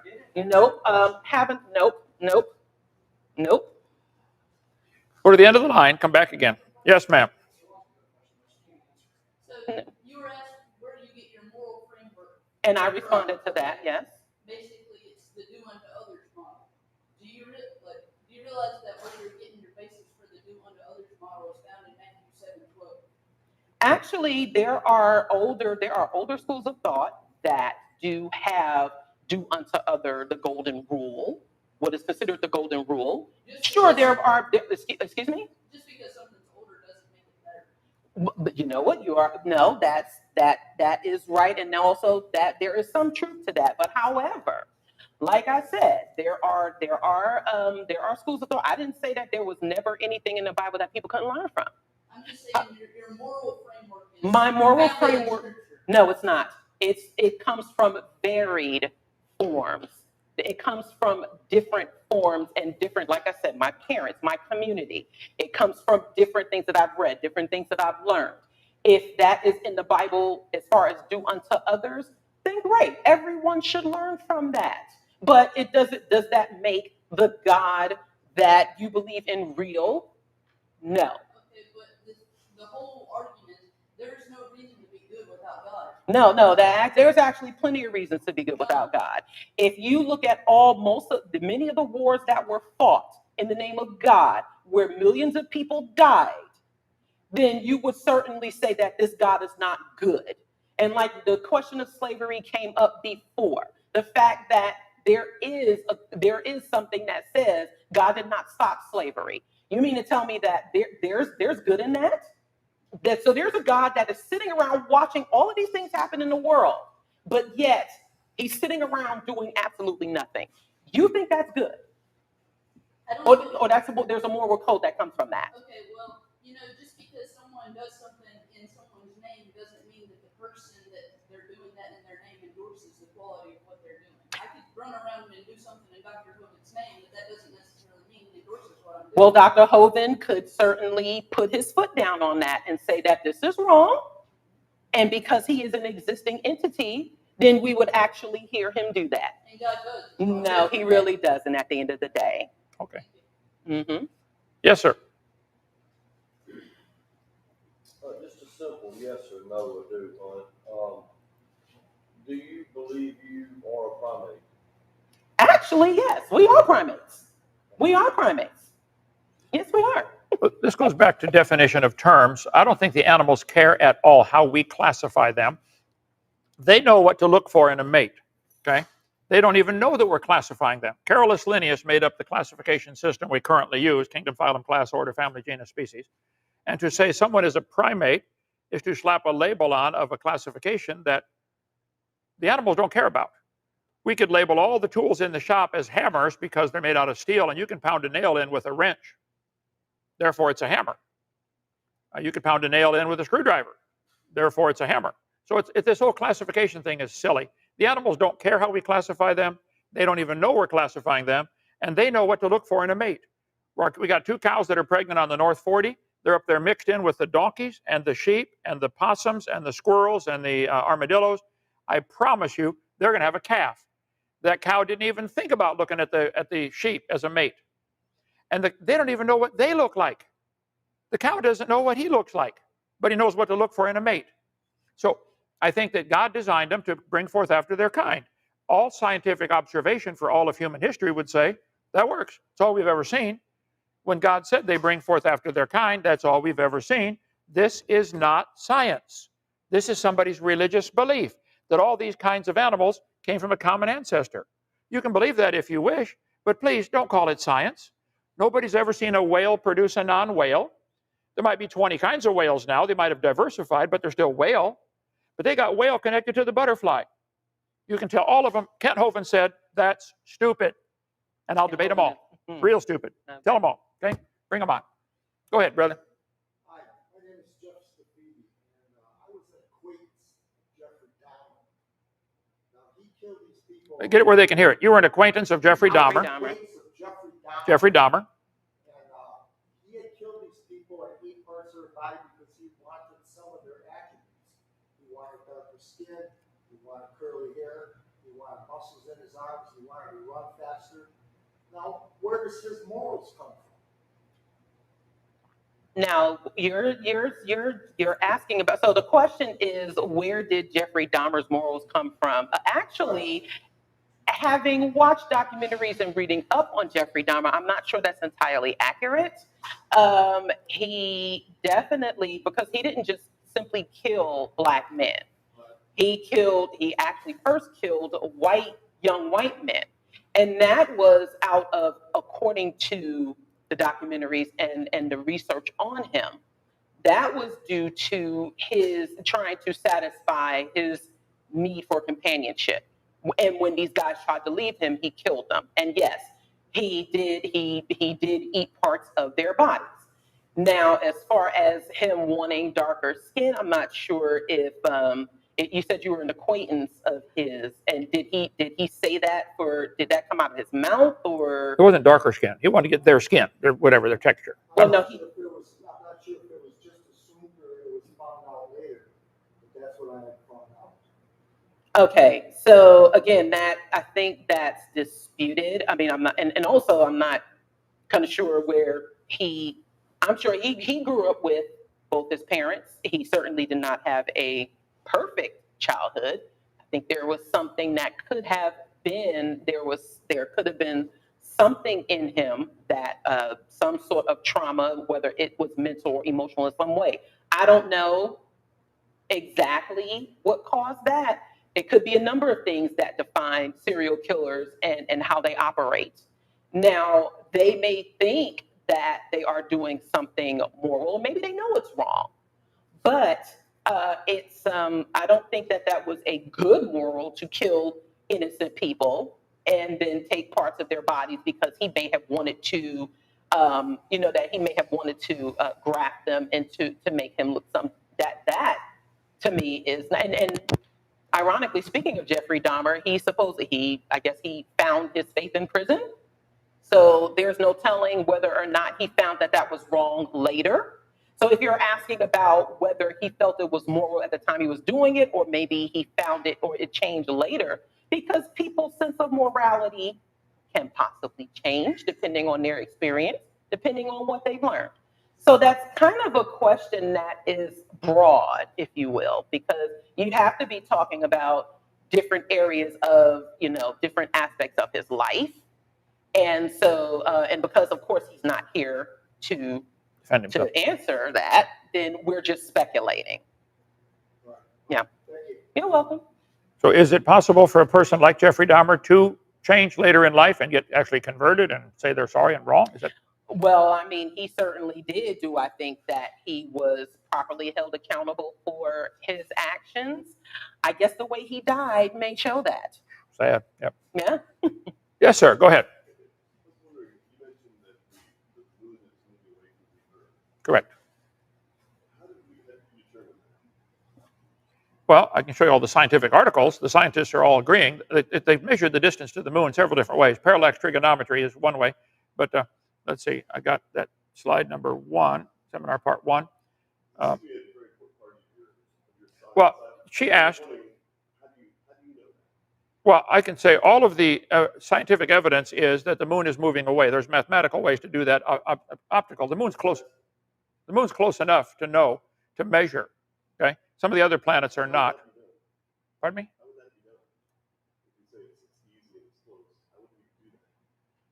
To measure the distance to something, well, I taught trigonometry for years. That's not what I wanted here.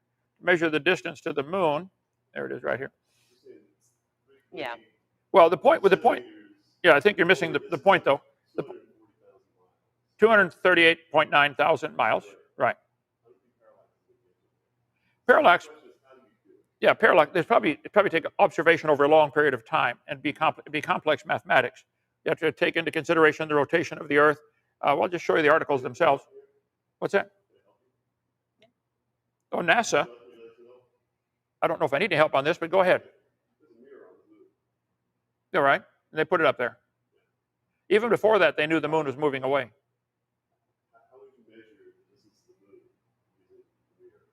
We shine a laser light at it. That's assuming the speed of light's always constant.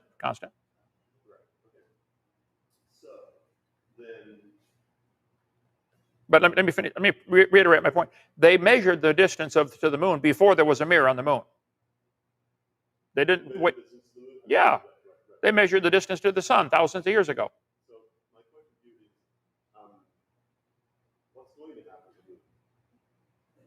The moon will gradually drift away from us. The moon is moving away.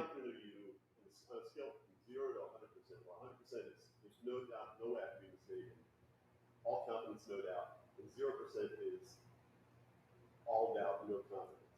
You just said that the moon would go away from us. I'm confident you in that statement. All I can take is all the evidence we've seen for several hundred years of observation is the moon is moving away. We don't know of anything that's going to stop that. And we know it's a fit. Again, I'm asking you 0 to 100%. Are you 100%? Am I 100% sure that the moon's going to continue moving away? Right. You said it would go away. I think based on all observations so far, I'd say I'm 100% correct. The moon is going to move away, continue moving away. If you're mistaken in that claim, how would you determine? I guess we'd have to see some scientific evidence of it stop moving or start coming closer.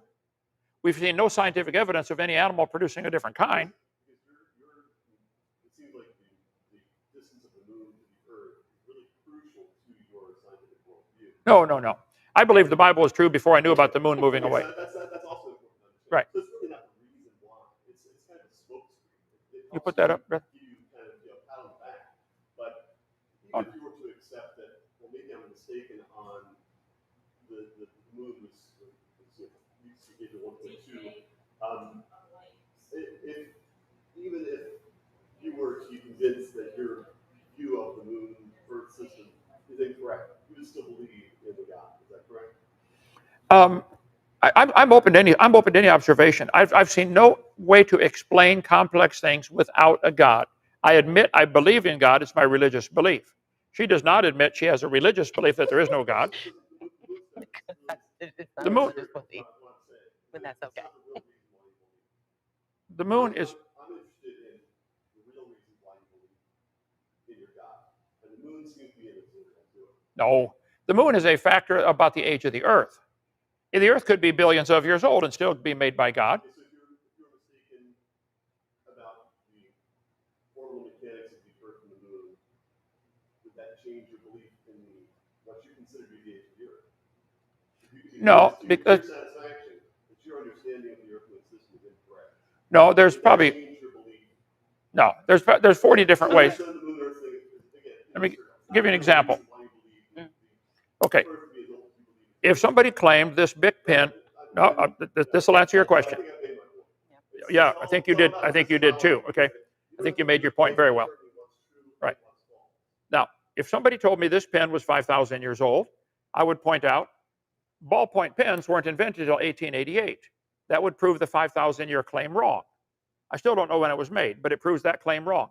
Then you could say it's made in plastics. Plastics weren't made until 1907. Bic wasn't even a company until 1946. There are lots of ways to prove it's not 5,000 years old. I don't know how old it is, nor do I care, but I know it's not 5,000. So if somebody wishes to claim the Earth is billions of years old, the moon is just one of the ways to disprove that claim. Just like the fact that plastics were made in 1907 is a way to disprove this is fine.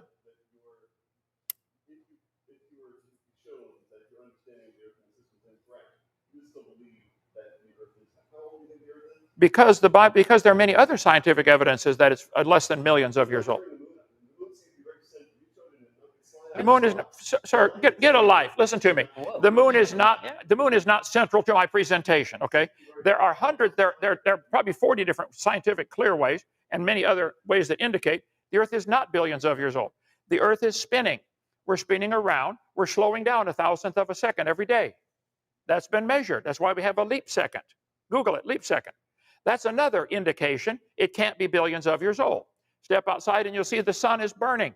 5 million tons of fuel every second. Well, that's an indication it can't be billions of years old. It's burning up its fuel. The sun is burnt. The sun is burnt. Go look at it. It's burning. So I go through my video number 1, 30 or 40 or 50, whatever, different ways to show. Well, the moon is one of the many ways I say it's not billions of years old. One of the many pegs you got. But this peg, you're claiming to move around south. And my question is, how did you get to be so confident? And if you were mistaken, how would you determine that? And what you're showing me is that your epistemology, your ability to know things, is. And you're showing me you're determined to have billions of years to make your frog turn into a prince, right? Wow. Okay. Well, I think there is plenty of scientific evidence this is not 5,000 years old. Right. I like science. The scientific evidence says the Earth can't be billions of years old for lots of scientific reasons. The population of the Earth is growing. The salt in the ocean is increasing. Watch my video number 1. Now, if you could prove the Earth was billions of years old, that's only the first obstacle you have to overcome for evolution. Now you got to get life starting from the soup. Now you got to get matter. How did matter get here? Where did matter come from to begin with? Yeah, time, space, matter. Where did they come from? So the time, getting billions of years is the first obstacle that evolutionists of hundreds they have to overcome, which they avoid. Yes, sir. I just want to say thanks for being here for this forum. Yeah. I can say that I love you because the God who created this world commanded me to love one another. And the conversation back and forth, I think, is done from a spirit of love because Brother Kent and the rest of the folks here that are saved by the precious blood of Christ can love you because he loved us first. And the God who created us could get a message to us called the Bible. And God can authenticate that message by telling history before it happens. As an example, you talked about Isaac being offered by Abraham. the Jewish people used that as a model of something that's going to come yet in the future, where another father was going to offer his son, and a substitution was going to happen. Or other examples of history before it's telling history before it happens, including the timing of Christ's birth, the location of his birth, the fact that he was going to be born of a virgin. All those things point together that God wrote the Bible and he authenticated it by telling history before it happened.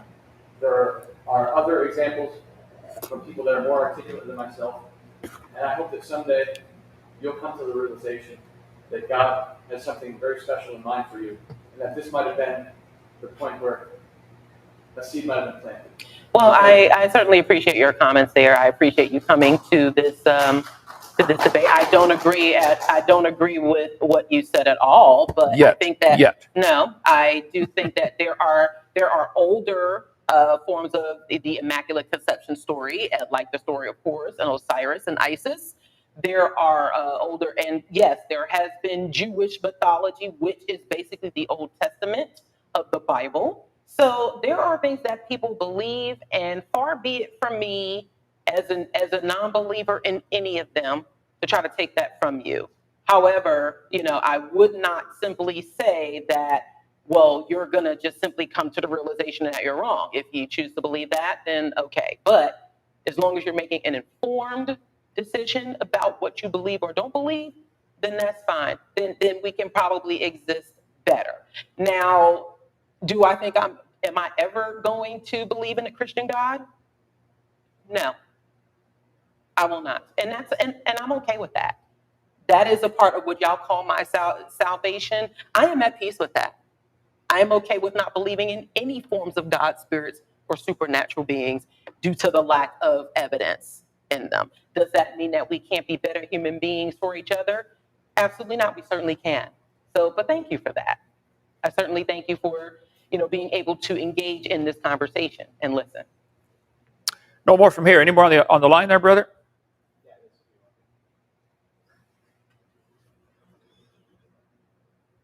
I think this type of discussion has been going on for centuries, so I don't know if we're going to solve it today. No, of course not. Okay. No. Dr. Hovind, would abnormalities, mutations, deformities, disability, mental illness, etc., be categorized as sin, God's judgment on mankind? Absolutely not. I'm covering the book of Job in my studies on Sunday, Monday, Tuesday in our Bible study. Job had all kinds of problems, and it wasn't caused by sin. Sometimes it is. I mean, you could smoke cigarettes all your life and destroy your lungs. You can't blame God for that. You stuck the butt in your mouth and sucked on it, so it's your fault. Don't blame God. So I think some people do cause their own problems. If you run your car with no oil, it's going to burn the motor up, and don't blame Ford for that. You did it, okay? But so some of our problems we create ourselves. Sometimes it's other neighbors creating the problem. Hitler created a lot of problems for people, okay? So it's not a simple answer to that. Sometimes it is God's judgment, but okay? Any comments on that one? No. Okay, go ahead. Where is a single-celled organism ever turned into a complex organism? Why has evolution stopped? If nothing produced everything, then why does my empty hand not explode? I'll leave that one for you. For one, scientists have never claimed that evolution has ever stopped. We are always, species are evolving. There may be some sort of species, there are some species that probably have probably stopped producing anatomically or biologically. But if we're talking about evolution in the literal sense, then there are always going to be things that evolve. And if we're comparing, nature to things like pens that are man-made, like comparing apples to oranges, then let's say that as human beings, we tend to evolve. And so that could be in our brains. That certainly, there are certainly plenty of viruses and things that tend to evolve and mutate depending on their habitat. So there are always things that are evolving, even if you may not simply see it in those simple terms. Well, the reason I use the pen example so often, and atheists will pick on that and say, well, these don't reproduce. Adding the ability to reproduce greatly increases the problem for them. This is a simple illustration. This thing couldn't evolve. And adding reproduction to it, it multiplies many times the problem they have. They're welcome to believe whatever you want to believe. Actually, humans have improved the use of pens over the years. There was a time where you would dip a feather in ink, but we don't do that anymore. It took intelligence, didn't it? No, it took ingenuity. Oh, there we go. Okay. Thank you, ma'am. Thank you, ma'am. Okay. But certainly ingenuity and Right, trying to make things more, probably more feasible for everyone else. So therefore, there are different ways. It doesn't necessarily mean that. Well, certainly God didn't do it. So certainly God did. No. So for the lion to chase the zebra, man, he gets tired. Why didn't the lions invent a car or a skateboard or something? Well, because they are, you know what, they can move that. But the car was certainly patented probably after, an animal that can go on 4 legs. Certainly something that works. Certainly something that runs on 4 legs is faster than something that runs on 2. Well, I don't know about that. Ostrich go pretty fast, but well, they probably and birds they don't use their legs at all. They go really fast in the air. Yeah, because they have wings, they fly. Right. So yeah. Okay, Joseph. Next question. Here's the truth. No human being was alive when the earth or even the universe was created. How do people come to a place where they assume it was a God with 0% proof? Well, that's where Music Man, I'll answer that first. I think it's for me. Mm-hmm. I think when you see something complex, you assume there's a designer. If I'm walking through our gravel pit and find an arrowhead, it's also made out of stone like the rest of the rocks around here. But I would know intuitively somebody designed this. It's an arrowhead, and it's designed for a reason. And so I think I would assume it'd be silly to say an arrowhead could make itself by natural processes, exfoliation or thermal expansion or whatever, abrasion. So I think to see a cell under the microscope and say, wow, this thing has a DNA code. The DNA code from one person tied together would stretch across the solar system twice. That's the code to make a human. If someone wishes to believe nobody designed that, I think that's foolish. But they can believe it, but don't call it science.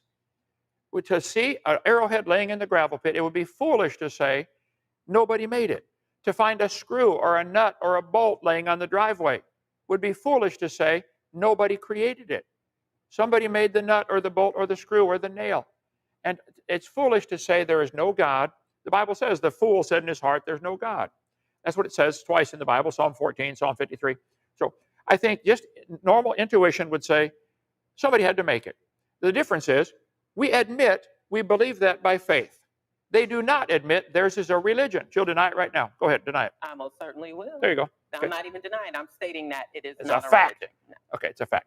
Yeah, because so anyway, you're right? You're right about everything. Not everything. My wife corrects me when I'm not. Twice. Well, I certainly hope so. She probably has to do a lot. But no, anyway. Just twice so far. Okay.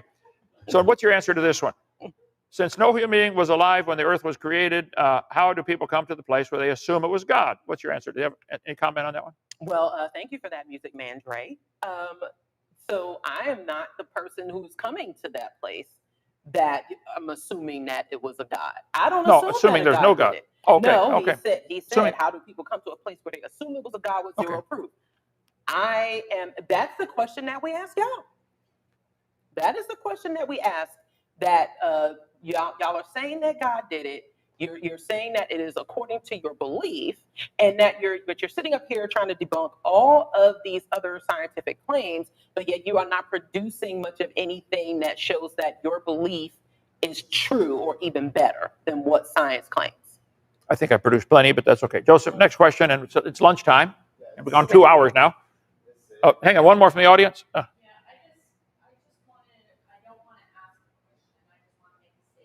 Can you do it louder so we can hear it?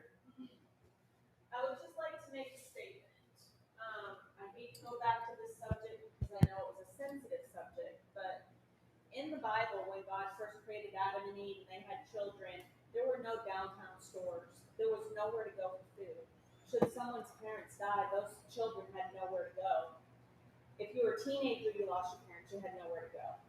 So you would become someone's servant.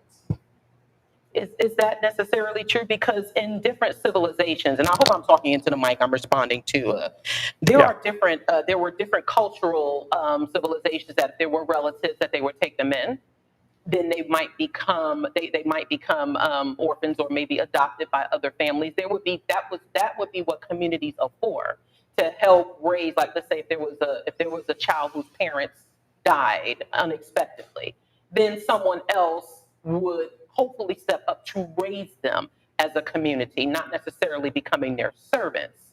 If that is what happened in the Bible, then I would take issue or exception with that. Because why would a child who lost their parents through no fault of their own have to become a servant to someone else, if that makes sense? The way that it started with two people and then communities grew until the flood, according to our belief, there was no welfare system. There was no place to go. If family members didn't get along as they don't today, as we have an example that the prodigal son ran out and he became someone else's servant. It was that person's welfare that was being considered by other people. So they said, sure, come in, be my servant, whatever you want to call it. That was the word. 99% of the time in the Bible, the word is servant. It is not slave. Twice the Bible says the word slave. That was their system back then.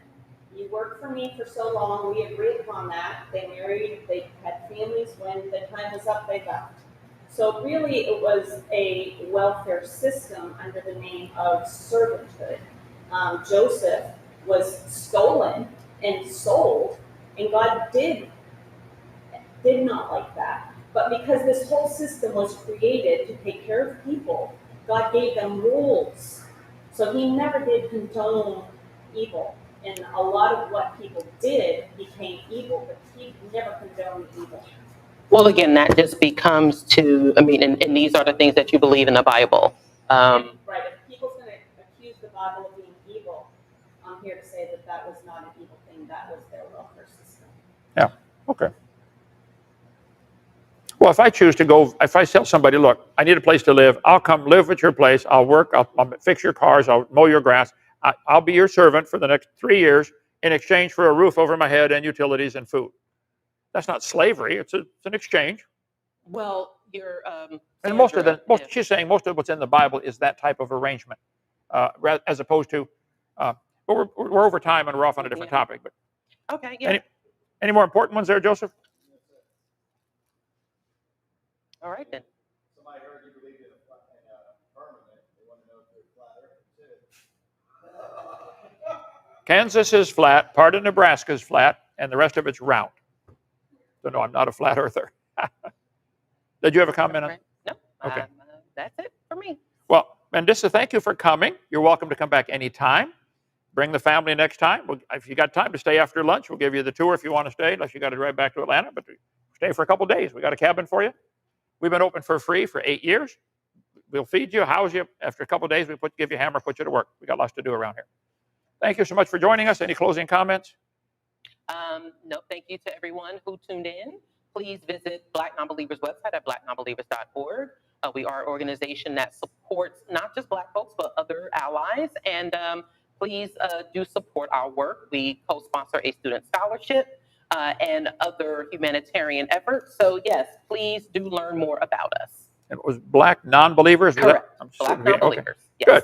And ours is drdino.com, DRDINO, around about 10 different channels. Thank you so much for coming. Thank you so much. Glad you came. See you tomorrow.